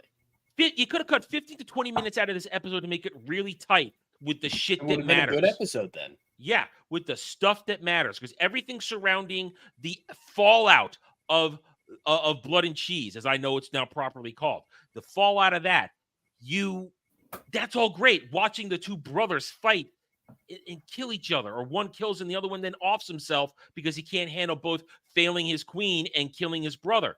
That's powerful. It's good stuff. Very good stuff. But why couldn't we get to that? Watching what's his name? Aegon. Watching Aegon raging out in the beginning and going along with a half-cocked plan. He did a great job in this episode. In Oh, season yeah. 1, I did not think Aegon was a good actor. I thought he was miscast, but this episode, he proved he deserves this role. Because you have all the rage that goes on in the beginning, and then Mhm. that final shot where Alicent walks in there and watches him now coping with his grief in a normal fashion. That's some good stuff. Some great stuff. That's some great stuff. And it's all done really well. But that's where this show shines. And we don't, listen, I would like some action. Let's get the war started. All right, let's get to it. It's about time. But the good character buildup, it works. Mhm. And even in that moment when you had Otto and Alicent in Otto's office, and Otto's just been fired, and he's trying to impart these final moments of wisdom to tell her, this is how you're going to have to do this. Then, wow, she interrupts the whole thing saying, trying to tell him, yeah, I've been effing somebody. He's like, I don't want to hear it. I don't want to hear this. That's two of the anchors of the show. Rhys Ifans and Matt Smith are the anchors of this show. Absolutely. Give powerful performances. There's so much good stuff there, but that's the end. That's in the first act and the third act. The second act, the middle, is just nonsense. It bottoms out, and it loses momentum. So yeah, there are some great things in this episode, some slow things, some pointless things, but I hate seeing my opinion and people around me's opinions strawmanned and discounted by people in our own sphere for saying, yeah, it was a bit slow. It's like, oh, well, you have a problem with filler? I just call it story. No, there were pointless things. That's called filler. And yeah, just everyone acted like it's impossible to criticize this show. It pisses me off, honestly. Yeah, there and are that's rightful criticisms, and we still praised it. It's I not like 85-90% of my review is positive because I'm saying these actors are doing an outstanding job. This dialogue is tight, and the production value is great. I feel this world; it's alive, it's breathing, and even though I hate every single character, I'm going to keep watching to watch the dumpster fire of their lives, and that's fine. But we can still criticize it when it's wrong. And that's called reviewing. And that's why, even though I'm going to admit this, and you guys can change this by watching my reviews every Monday and after that, even though my reviews on House of Dragons 2, they're abysmal. My views are abysmal. I'm not getting anything out of it. But I'm still going to do it because I feel I'm providing the objective review. I am not fangasming or I'm not super hating. I'm right down the middle. I say what's good, I say what's bad. So that's why I'm going to continue doing it.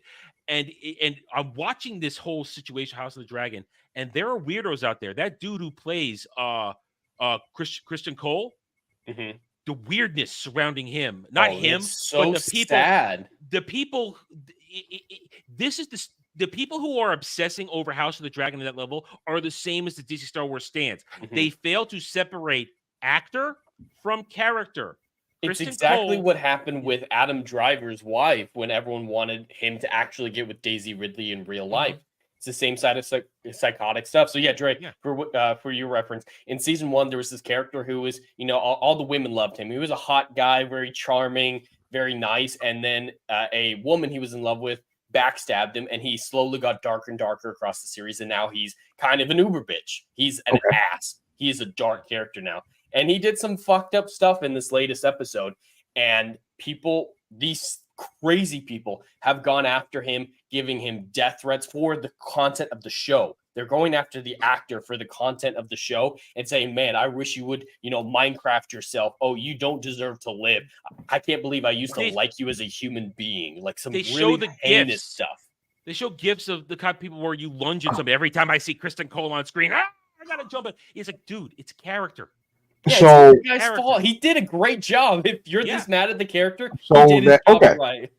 Okay, to the gentleman's credit, obviously he must be a good actor. Let's just get that out the way. Everybody does a great job in the show. The acting is great. He must be a very good actor for somebody to be that immersed in what's going on for them to actually believe that he is this type of person. So kudos to him. Here's the problem. These mental illness people, we need to reopen the asylums, okay? We have to reopen them because it's time. It's time. It's time to bring back shame, and it's time to get these loonies back on their medication. And I think it's that time, because when you are so convinced. Now, granted, I've seen people. There's a lot of mental illness out there. I've seen people be convinced that Pandora is a real place. I've seen people. Yeah, I've seen people. Oh God, these colors in Wakanda. Oh man, it's like I've seen them. I've seen it all. These folks just need to be medicated. It's time to it's time to accept the fact. And but once again, I think that these death threats and stuff like that, of course, are absurd in every way, shape, and form. People need medication. They need medication because you can't be threatening people because of how good they play the character. All right, it's like if I go and watch Django and then I think that Leonardo DiCaprio is now a slave owner. You know what I mean? Like that's not how that works, folks. That's not how it works.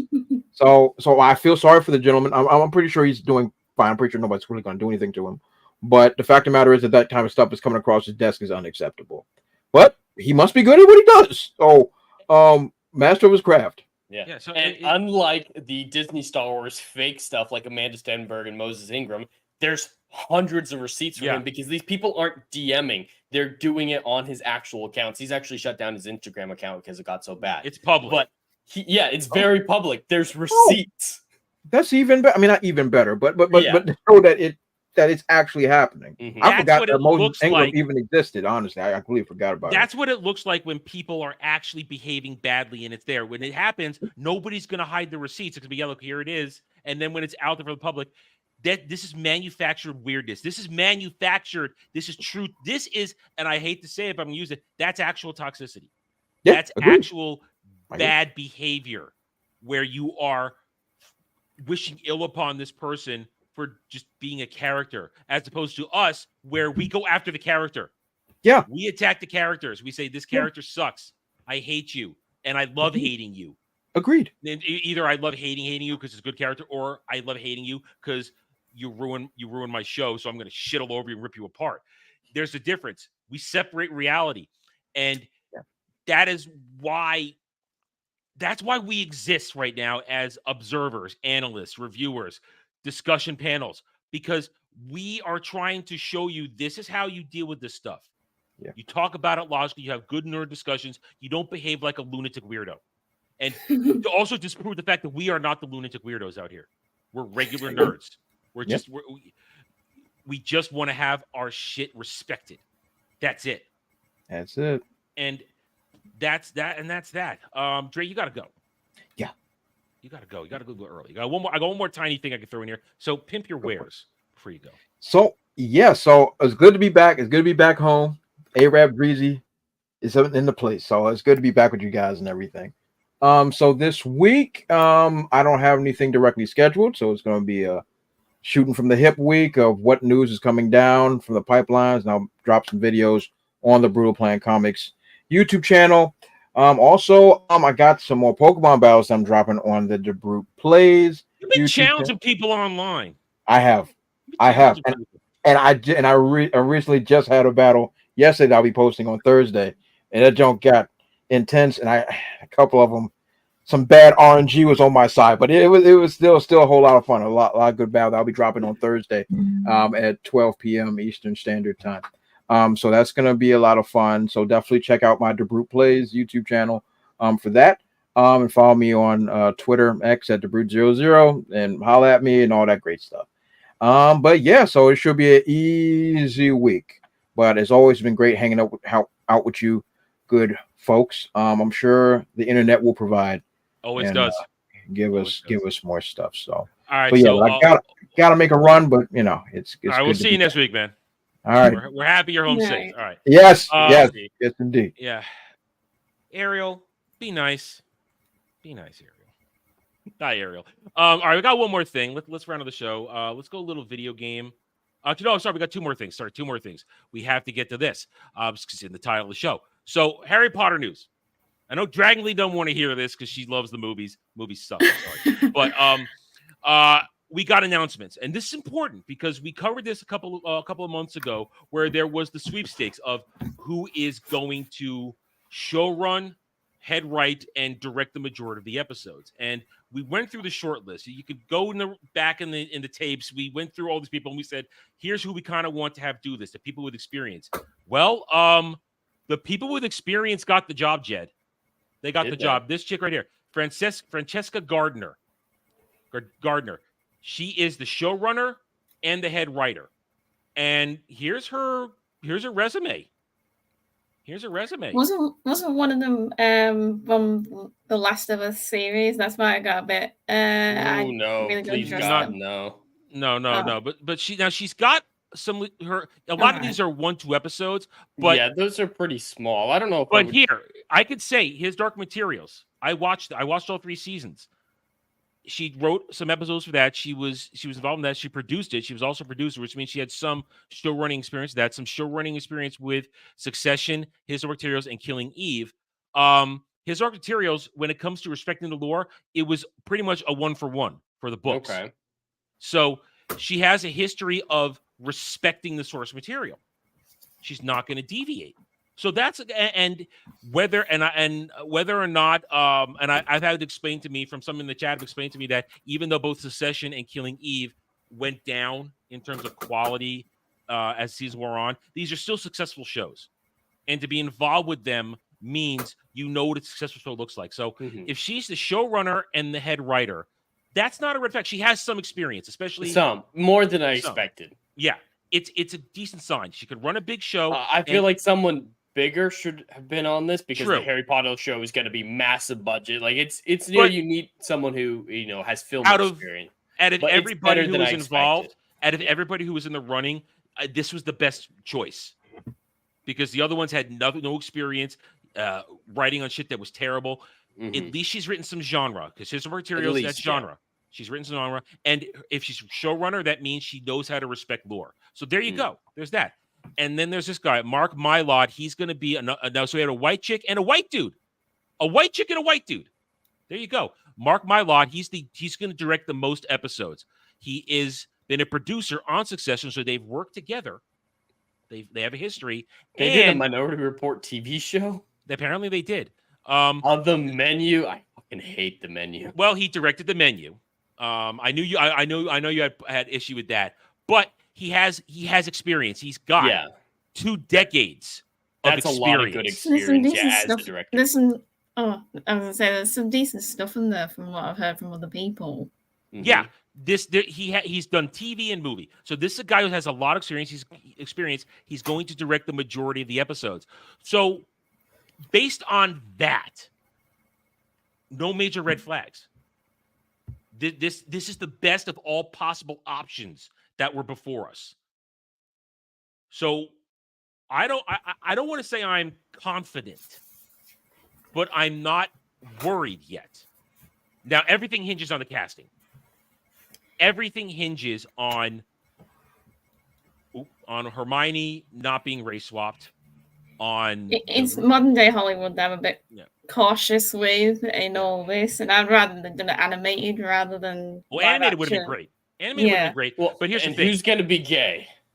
Well, that's the thing. Now we have to. Here's the thing: Luna is going to be trans. Well, Luna Lovegood won't show up for at least 3 seasons, so we might be out of this by then. So that we got a while, because this season's going to swing into production at the end of the year. Because now that they've got their showrunner and director and writer, and she's going to have her writing staff, they're going to go to the casting. So now we wait. And J.K. Rowling was directly involved in all this. She's the executive producer. She has all the power in the world this time. So they're going to. I do not think it's been thrown at me. I do not think she's going to make the cursed child mistake with the Black Hermione on the stage. And that's a play, and plays have wiggle room for that kind of shit, so we don't judge so deeply. At least I don't think she's going to do Black Hermione. I don't think she's that stupid, because as I said in my video of this a couple days ago, Harry Potter is like the last man standing of billion-dollar franchises that are still working in the world. It's the last man standing. Everything else is done. Star Wars done. Star Trek, I don't know if Star Trek was ever a billion-dollar franchise. Yeah, it was never a billion. Never. But Game of Thrones, not $1 billion, but it was powerful. All these things that were great for the past 15, 20 years, and Star Wars case 40 years, done. Harry Potter, still going strong. Going strong. And I just don't think she's that stupid. I think that I want to believe that she's going to make smart guys. And also, J.K. Rowling's on a revenge mission. Let's be honest. She's on a revenge mission. After the entire main cast of the movies threw her under the bus over her views on gender, which she's righted. She's right, wrong about everything else. Very right about that. I think she wants to annihilate them from the zeitgeist of Harry Potter. Because Jed, you just said it. If these people who are in charge of this now are good at their job, and they nail the casting and give us 7 seasons, this could be the biggest damn television show ever. Most successful ever. Because who doesn't want this to be book accurate? Who doesn't want this to be fun? Nobody. Well, maybe Dragon Lady, she doesn't want it to be good. Actually, it would be nice if they were book accurate, to be perfectly honest. I'm just kidding. But because to my point, I'm teasing Dragon Lady because she still enjoys the movies. I don't enjoy the movies. I like the movies too, Dragon Lady. I'll support you there. To me, they get progressively worse because they get progressively less book accurate. I think that was probably because of how well received Order of the Phoenix had been, because that was a very big book, and they deleted quite a lot of stuff from the book, and I think that's probably why they decided to carry on with that formula for the last 3 films. Yeah. And then everyone was like, Half-Blood Prince is truly horrendous, and I also hate Prisoner of Azkaban. Apparently, that's a very unpopular opinion. It's my least favorite book and movie besides the movie Half-Blood Prince. I really liked Alfonso Cuarón's style for that film. I was really hoping he was going to be part of this. Here's the point. Sorry. The films are still beloved, even though I have my opinions, and a lot of people don't want this to happen. They want to just keep the movies. I've always wanted a more accurate storytelling. The Dragon Lady's point, I always wanted it to be animated. I thought it would have been great, very Japanese anime style. I thought it would have been. There was a poster circulating like 10 years ago that was a really cool ass animated anime version of the entire story. I wanted that, but if they can nail this with good casting, and if they can be lore accurate and stick to the books with her being directly involved, because the movies didn't have her directly involved. Her original contracts, she had no say. She got her money, but she had no say. Now she has total control. It could be the biggest thing ever. And It's now an HBO original. They're not saying a Max original anymore. They're saying an HBO original, which means that's good. This is going to be weekly. That's telling you right away. Weekly drop. HBO's priority, not Max. Mm-hmm. They they have a chance to make money then, kind of like House of the Dragon. We don't have HBO Max in the UK. It's actually now on TV because that's where House of the Dragon's on at the moment. Yeah, it's on. Yeah, it's primarily this stuff, and that's why it's working. Yeah. But I don't have Now TV, so I'm not watching House of the Dragon season 2 until it comes out in Blu-ray. So. But the point is, you're on the point though. You're both on point. It's television oriented. They're realizing HBO realized that, and HBO has every right to realize this because they're the ones winning right now. Mm-hmm. HBO has the most successful track record of shows, and if this works out, they win. If they have House of the Dragon, if House of the Dragon can stick the landing for the next 2 to 3 seasons, if they go to a season 4 and they bring out 7 seasons, and Ariel, I think it will probably be 10 episodes. That's going to be my guess. Probably 10. Because that's HBO's standard, 10. And that's enough.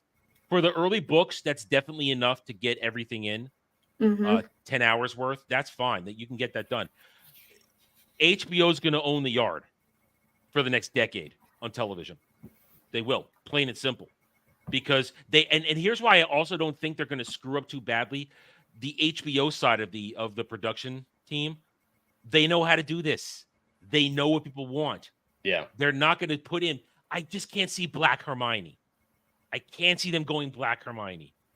That got a lot of complaint when Cursed Child came out, as well as all the stupid plot holes and the stupid time travel, which gave me a headache. Yeah, so it's going to possibly the most successful TV show ever in terms of, because people are going to watch this. You think the House of Dragon season 1 numbers in current day 20 million? This could be 30-40 million people watching this shit. Easy. It could just be because of the love. Yeah, well, and love, and it's a little bit more family friendly than House of the Dragon, so that opens. Oh, that too. And everything Fantastic Beasts that hasn't spoiled the pie. People I know a lot of people that prefer the Fantastic Beasts books rather than the films. A lot of people I know hate the Fantastic Beasts films. I did not bother my rear end with the books or the films for Fantastic Beasts. But I have no interest in them. My point is, Fantastic Beasts hasn't spoiled Harry Potter for people. Well, yeah, people are still hungry. I mean, the Universal theme park, their new Harry Potter section, people are they're gonna make a ton of money on that. And I'll be going to the Warner Bros. Studio in London in about a month's time as well. So people still want Harry Potter. It's just that simple. So I think from a business standpoint, and J.K. Rowling, she's winning this current section of the pop culture war. Everybody is on her side with the gender thing. She's not gonna ruin that goodwill, I don't think, because everybody's waiting for more Harry Potter. This is her chance to just win it again, to stick it stick it in the face of everybody going, don't support her, she's a bigot, this and that. And we've heard her responses. How do you sleep at night? On my bed of money, essentially, is what she says. You think she's not going to want to make it as successful as possible so she can rub it in their faces? She's a vindictive woman. She will do it. I can see it. She's going to love every second of it. So that's why more power to her. That's why I think she's going to stick to it. She's going to make it just exactly as it's supposed to be. And the fans are going to eat it up. And it's going to be massively successful. And we're going to watch the salty tears of all the people who hate her for her view on one thing. Anyway, so are you I don't think I'm too far-fetched in this. Now, I said the cast, it's going to tell us everything. They make one slip up, it's done. One slip up, it's over. You can't put in Black Hermione and expect success. You can't erase the Gingers, the Weasley family, and have success. They must all be Gingers. You're going to be Haitian. You can't have Asian Harry and be successful. You have to do it. So, I mean, we'll watch this. I think we're all probably going to watch it if it comes out. It's easy watch. We know the content, and God damn, it'd be an easy review. Very easy review. If it's good or bad. If it's good or bad. If it's good, it's a fun, positive review. If it's bad, well then, hey, we rip it apart. Tell the truth. I'm still not sold on it. I'm still highly skeptical of it, but every right to be. It has more chance at being good than really anything else on the horizon. So there's a possibility for it to be successful and, you know, a good adaptation, which I can't say for really anything. Last of Us season 2, even from HBO, it looks terrible. That's a whole different category. That's something that's its origin is bad. Oh, you're ready? They're extending it. The second game is going to get 3 to 4 seasons now. How? That's what Craig Manson said. I've heard the breakdown of that game's story. Where are you getting 3 to 4 seasons? Listen, all right, listen. You know what? All I want to see is Fat Geralt running in and punching that transy in the face. That's all I want to see. That still is glorious. You give me that, I won't watch it, but I'll clip that scene. If you have Fat Geralt running, it's funny as hell. I can see it. I hope they knock out Pedro Pascal in the first episode, because half the people who watch it are they don't know stands who are call him Zaddy. That's the thing. Pedro Pascal is Zaddy to these people. So as soon as he's gone, the stands are going to start abandoning the show. There's still going to be some left for the gay representation. Oh, the diehards from the game. The diehards from the game who love their Abby. Yeah, love their Abby. So you have every right to be skeptical, and I'm there with you. I need proof before I say this is good. And the showrunner, writer, director combo here, no red flags. So I'm still ready to give it the benefit of the doubt until the casting. That will tell us everything we need to know. One thing we do as closeout here, last thing here, one thing we do know is that Ubisoft is in trouble. They got a lot of problems. So they're gonna remake the older games. Jed, are you ready for this? I did not know about this. Oh, really? No. Okay, there we go. Ezio, no. Right. Multiple Assassin's Creed remakes planned, says Ubisoft CEO. This isn't a rumor. This is straight from the Ubisoft CEO. I do have to say real fast, the first game has aged very poorly from a game mechanic standpoint. It's story too. It's got barely any story to it. Barely any story. I played it once. It's time for a remaster of that game. But Assassin's Creed 2 is still very playable, incredible. The Ezio trilogy, don't touch any of them. Just remaster one, and I'd be happy. Don't remake any of them. So you're not excited when he says players can be excited about some remakes, which will allow us to revisit some of the games we've created in the past and modernize them. Oh God, there are worlds in some of the older Assassin's Creed games that are still extremely rich. They're gonna ruin it. If this were something like I can't remember what's the studio that makes the Resident Evil games? Konami or Capcom? Whichever one it is, they've made very good and accurate remakes of their older games. So if this was that studio, I'd be all for it. I'd love to see a remade version of Assassin's Creed 1 from a good studio. But this is Ubisoft. When was the last time Ubisoft had a good game that wasn't rife with agenda, bugs, and terrible graphics? Odyssey? I guess so. Yeah. I mean, I didn't have any problems with Odyssey when I played it. I love Odyssey.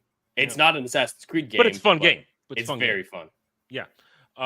So this is not good. This is not good. I expect nothing but. I mean, this is Ubisoft. They have they don't. Where's their track record of earned trust right now? Non-existent? None whatsoever. Between Shadows and Star Wars Outcast, no one's looking forward to their current slate of upcoming games. And Mirage was a consummate disaster. Yep. And what's going to make remaking the first one even more difficult is, I don't know if you know this, Adam, but they can't bring back Altair's original voice actor. He was in the Expanse TV series, and he got canceled hardcore and written off the show in a terrible way, and he's blacklisted. Oh, well, did they use a different voice actor for the flashback? In the third one, right? But in Revelation, Revelation. That's an older Altair though. And Altair, doing a different actor for Revelations is fine, at least for the most part. But he also did show up very briefly at the beginning of 2 for the sex scene to carry on the bloodline. I don't know if that was him or not. I laughed when I saw this because I knew I didn't know if you'd seen this, and your reaction was everything I needed it to be. But I knew the overall reaction would be no, please, no. Especially like you said, the Ezio collection, the Ezio trilogy, it still holds up. Very much so. And they remastered it for the PS4. Yeah, I was going to say I've got the PS4 version right next to me right now. Yeah, I just recently replayed Revelation. It's still a banger. Yeah, I mean, my versions are the PS3 versions because that's when I got them. But it has a close enough current day version. It's fine. So what are you going to do? All I hear is we're going to remake 1. And also hear, well, maybe they'll remake 3 because 3 was kind of cheap looking, in my opinion. 3 was very 3. I'm not a huge fan of 3. I don't hate it or anything, but it is definitely low on my list. I was mostly bored playing 3. I don't think it's as bad as Syndicate, and Syndicate's one of the last Assassin's Creed game. I enjoyed the last Syndicate. one I count. I enjoyed Syndicate. Valhalla was rough. And there's no way they could remake Black Flag. That's impossible. No. Black Flag is also still massively currently relevant. And the facial animation, the effects and graphics of Black Flag are better than Mirage was just last year. Much better. Shown me. I've got the remaster of Black Flag on the Switch. I have it on the Switch remastered, and it's not too bad. I played it on the PS4 when I bought it from a friend. And I got it on the Switch, I think it was last year. I think I got it for the Switch, the remaster. Can't remember much of the difference, to be honest. Well, getting a Switch game when it's a version is always a crapshoot because sometimes, man, those games can look so bad in comparison to the other consoles. But so all I hear is we're going to remake 1, and maybe we'll remake some of the side adventures to make them more modern. Either way. Like Last Tolan just said, we heard the magic word, modernize. And to us, we don't hear, that doesn't translate as modern graphics. I hear agenda. Yeah, they say 100%. That's all Especially from Ubisoft. But this seems like a cheap cash grab that is not going to work because they've alienated their original fan base. Nobody's buying their games. I mean... Mirage was a failure. On the other hand, though, Valhalla was the highest selling Assassin's Creed game ever. So... But they they hadn't burned the bridges yet on that one. No, and that game did burn a lot of the bridges. In hindsight, it didn't age well. I remember liking it a lot at first, but as soon as I finished it, it was very much a look back on it and say, okay, I love the Viking raids. The combat, it's not Assassin's Creed again, kind of like Origins, but the combat, I love the combat in Valhalla. But the story and the characters are just really, really bad. Yeah. So there's a transgender narrative in it where you're a male soul in a female body. Like it's this whole like you're literally in the wrong body. And so you've laid it out perfectly. They may have sold a ton with Valhalla, but that's when the bridge burning began. And since then, it's been one failure or another. Whether it's Assassin's Creed or any other game, there is no trust. There's no goodwill left with Ubisoft. So let them burn. Honestly, let Ubisoft go out of business because they're not going to make money on Outlaws. They are really not going to make money with Shadows. That ain't going to happen. Oh God, no. And it could have really been the highest selling one because a lot of people who left the franchise have been asking for Samurai Assassin's Creed for at least a decade, if not more. If they'd done Shadows right, it could have been one of the biggest successes in Ubisoft history, but they ruined it. You want to play one? I just finished it a week or so ago. Go play Ghost of Tsushima. You'll get I was playing them this morning. You'll get all the satisfaction you need as Jin ganks people all over the place. They wrote it into the story. The idea of being an assassin is, counteractive to the samurai ethos. And so there was story and character behind it. I doubt Shadows will even acknowledge the fact I'm a black man. I'm a samurai. I'm a women's ninja. That'll be the extent of it. Yeah, that'll be it. Why don't you accept me as a black samurai? That'll be it. I guarantee it. Either way, I'm glad your reactions are what I expected. None of these make money, so Ubisoft, good luck.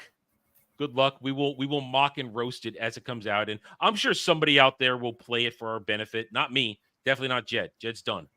You're done. You're not wasting your time on that shit anymore. So somebody will play it so we can see how bad it is at some point, if they even get there.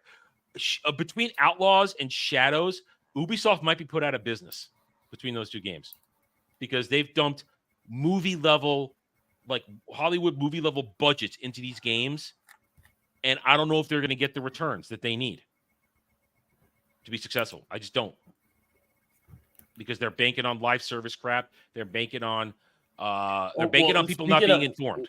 Well, speaking of live service, so Shadows might be a part of this. It might not be. The future of Assassin's Creed, according to Ubisoft, is Assassin's Creed Infinity, which will be a live service subscription where every year or so there will be a new story added to Infinity with a new time zone and something like that. You still play, you create your current day character. There's current day missions to do all the time, but then you get different missions to go into the Animus, and that'll send you to different timelines and different time periods, and those will be the new seasons of the live service, and that's their planned future. Shadows might be a part of that live service plan. I don't think it is from the way that they're describing. Well, the subscription plan. Let me alter my. They want a subscription plan. Yes, that's what they want to lean you towards. But yeah, Shadows is going to be a disaster, and there's other things they're working on too, like Far Cry 7 with Cillian Murphy is on the table as well. No one's gonna care about that. That franchise. Nobody cares about that franchise anymore. Didn't the last one just do terrible numbers? Far Cry 6, even though they had what's his name? Giancarlo Esposito. Yeah, even though they had Giancarlo Esposito in it, didn't that do nothing? I mean, it came out and then boop, gone. My dad hasn't played Far Cry since the third game. I think it was on PC. I think that was 15 odd years ago. Yeah. So I think trying to do a live service game, I really think that's a mistake because it's a dirty word now. That's a dirty word in gaming spheres. Nobody wants these games anymore. Either give us our co-ops where we do cool shit together, or give us our single player games where we can just have fun. That's what we want. That's all people want. They don't want constantly having to pay to win. Tired of it. And I think that it's a mistake. And, goodbye, Ubisoft. You had your time. Listen, game companies, sometimes they end. And maybe it's their time. No, I don't want an Assassin's Creed MMO Ariel. No, I don't. No. Assassin's Creed is Assassin's Creed. Yeah. Let it be its own thing, stealth. There are certain franchises I did want to go MMO. Like I would have loved a Mass Effect MMO back in the day. I thought that because there was so much potential for that, or Dragon Age MMO with the whole world of Thetis, so many classes. I could have wanted that stuff, but that pipe dream is long gone. I'm happy right now. I'm happy in 14. I have a class I enjoy again. I probably will likely not go back to Star Wars or Republic ever again because no one wants to play it with me. And there are some things that are like that PAX Day game came out. It's in early access for a year. So I'm going to give that game a year, hopefully also to give myself time to get a better computer so I can play it. So if in a year PAX Day is working after its year of early access, then maybe I'll check that out as an MMO. But I want new stuff. I don't want franchises anymore to become MMOs. Give me something new. Give me something fresh. That's what I'm looking for. Anyway, I got nothing else unless you guys got anything. I feel we're safe to wrap the show up. I do want to just at least reference some news. Okay. We won't need to talk about it much, but I don't know if you've heard there's a spin-off of Doctor Who currently getting ready to ramp up into production in September. I don't think it's connected to the Disney Plus deal, so it'll be more traditional streaming in the UK on BBC. Have you heard about this? No, I have not. So for a while, we knew that there was going to be a unit spinoff and a spinoff about the Sea Devils, if you remember who those are from the Jodie Whittaker special. I remember the Sea Devil one. I remember you telling me about that. So they've actually come out. It looks like they're combining the two. So the spinoff will be called, and I'm not shitting you, this is the name, The War Between Land and Sea.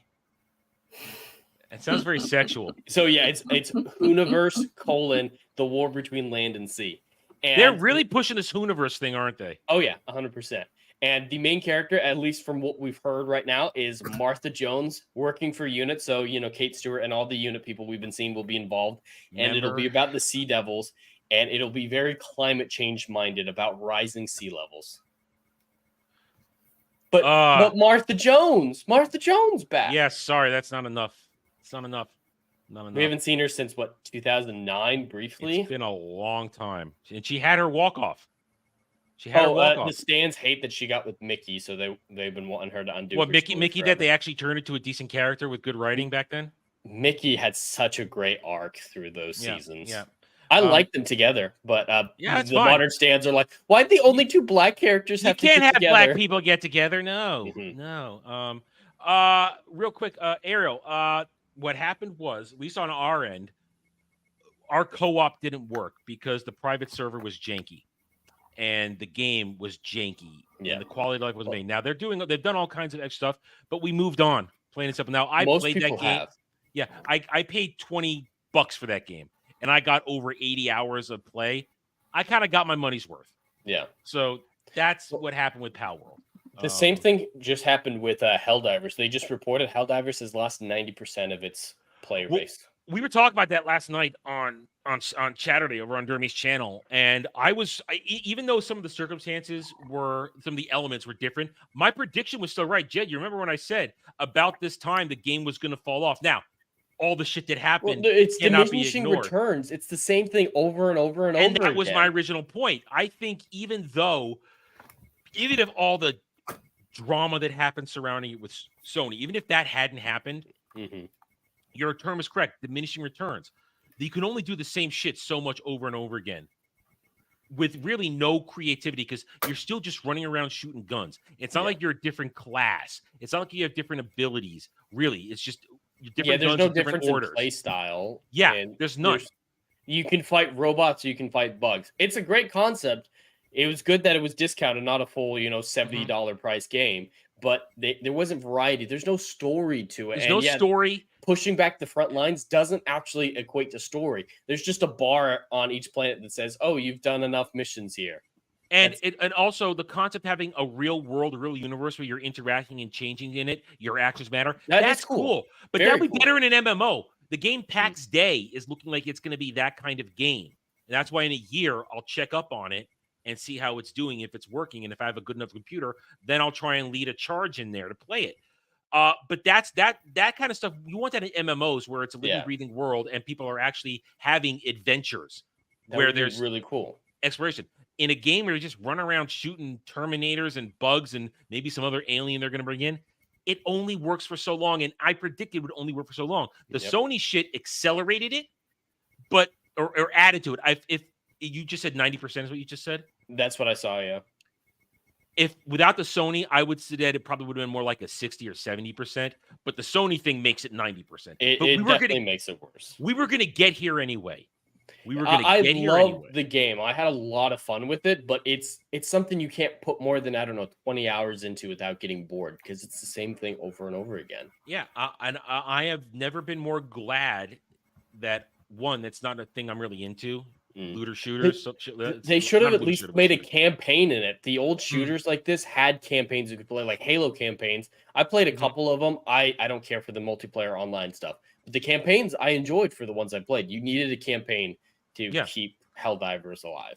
And so I've never been more glad it was my thing. And I also was glad that, the old girl here, she couldn't run it. And the only other option was my PS5. And Sony wanted me to pay to play, literally pay for it using their internet. So that alone was like, oh, I'm not using PlayStation Plus. So I'm out. I never got into it.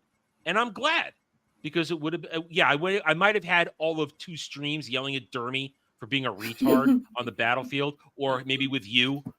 Where we're all actually being competent, maybe. I don't know. But it was never my thing. It was never give me a thing, and I'm glad I didn't waste my money. The only person I feel sorry for is our boy Cloud, who dropped the $40 on it right as everything went to shit and everybody stopped playing. Everybody's telling him, come on, Cloud, play. He buys it. He gets all that stuff, and then it just dies. And he's sitting there and nobody plays. Well, it's Cloud. It's Cloud. Yeah, he deserves it. He's our secondary punching bag after Dermy. But we still love him. He's our punching bag though. Cloud did nothing wrong. Simpy did nothing wrong. None of them did anything wrong. Anyway, all right. So we are done here. Let's go around the horn. Sarah farewells and go on and have a relaxing Sunday evening. Jed, what's going on this week? Well, you can all find me on YouTube and Kick at Hollywood Scholar. No planned stuff for this week besides driving, which Adam will get to, but please come over and subscribe. All right. Dragon Lady. Hopefully there should be some simming videos this week. I've got a couple of film reviews as well. One of which will be the road trip film with Britney Spears called Crossroads. If anyone hasn't seen the guilty pleasure for me, sorry. At least you admit it. At least you admit and it. At least you admit it. I will also have one of Treasure Planet. I'm getting the right one this time. All right. Well, check that out, everybody. As for myself, I'm going to take the rest of the night off, play some Final Fantasy 14 with the band-aided version. With everybody's help, I will get a slightly better ability to play it by the end of the month. I'll talk about that tomorrow on Mellow Mondays more. Tomorrow night, 10 p.m. Mellow Mondays. Tomorrow is House of the Dragon Season 2 review day, so check out my review tomorrow on that. Wednesday is Acolyte Episode 6. Join me for that as well. Thursday, I'm going to try on Thursday this week to start some regular gaming streaming over on Renaissance Third Arcade. The poll is pretty much decisive at this point. I will be playing Dragon Age Origins for our gaming stream over there. So we're going to fire that up. It'll be a couple times a week. We're not going to rush it. We'll play for a little while, and then we'll just come back to it every so often during the week. So I got to get the PS3 hooked up. I got to go into the closet, dig out my copy of it. I got to get everything all set up. So we'll play that. I'm going to try for Thursday. I'll let you guys know Wednesday night or Thursday morning whether or not it's going to happen. It probably will. So got that to look forward to. Let's see. Friday, Ballbusters as usual, sinking ship. You know the drill. And then this Saturday on Saturday Night Drive-In, myself and Jed, we will be discussing. Last week we did The Three Musketeers, the first novel in Alexander Dumas' story of the protectors of the kings of France. And this week we're going to go to the sequel, The Man in the Iron Mask, the 1998 adaptation starring Gabriel Byrne, Jeremy Irons, John Malkovich, Gerard Depardieu, and Leonardo DiCaprio. So join us for that. And then we'll be right back here next Sunday, 2 p.m. Eastern. And as Dre said earlier, the internet will likely provide, at least Acolyte will provide. We'll get something. Who knows? I'm sure it'll be a fun one. So thank you, one and all, for joining us today. Hit that like button, like button. Whatever. Hit the like button. Subscribe to the channels. Your support is very welcome. We don't get to do this without you. Help us all keep going. And now let's see if I'll get a claim for playing this. Good night, guys.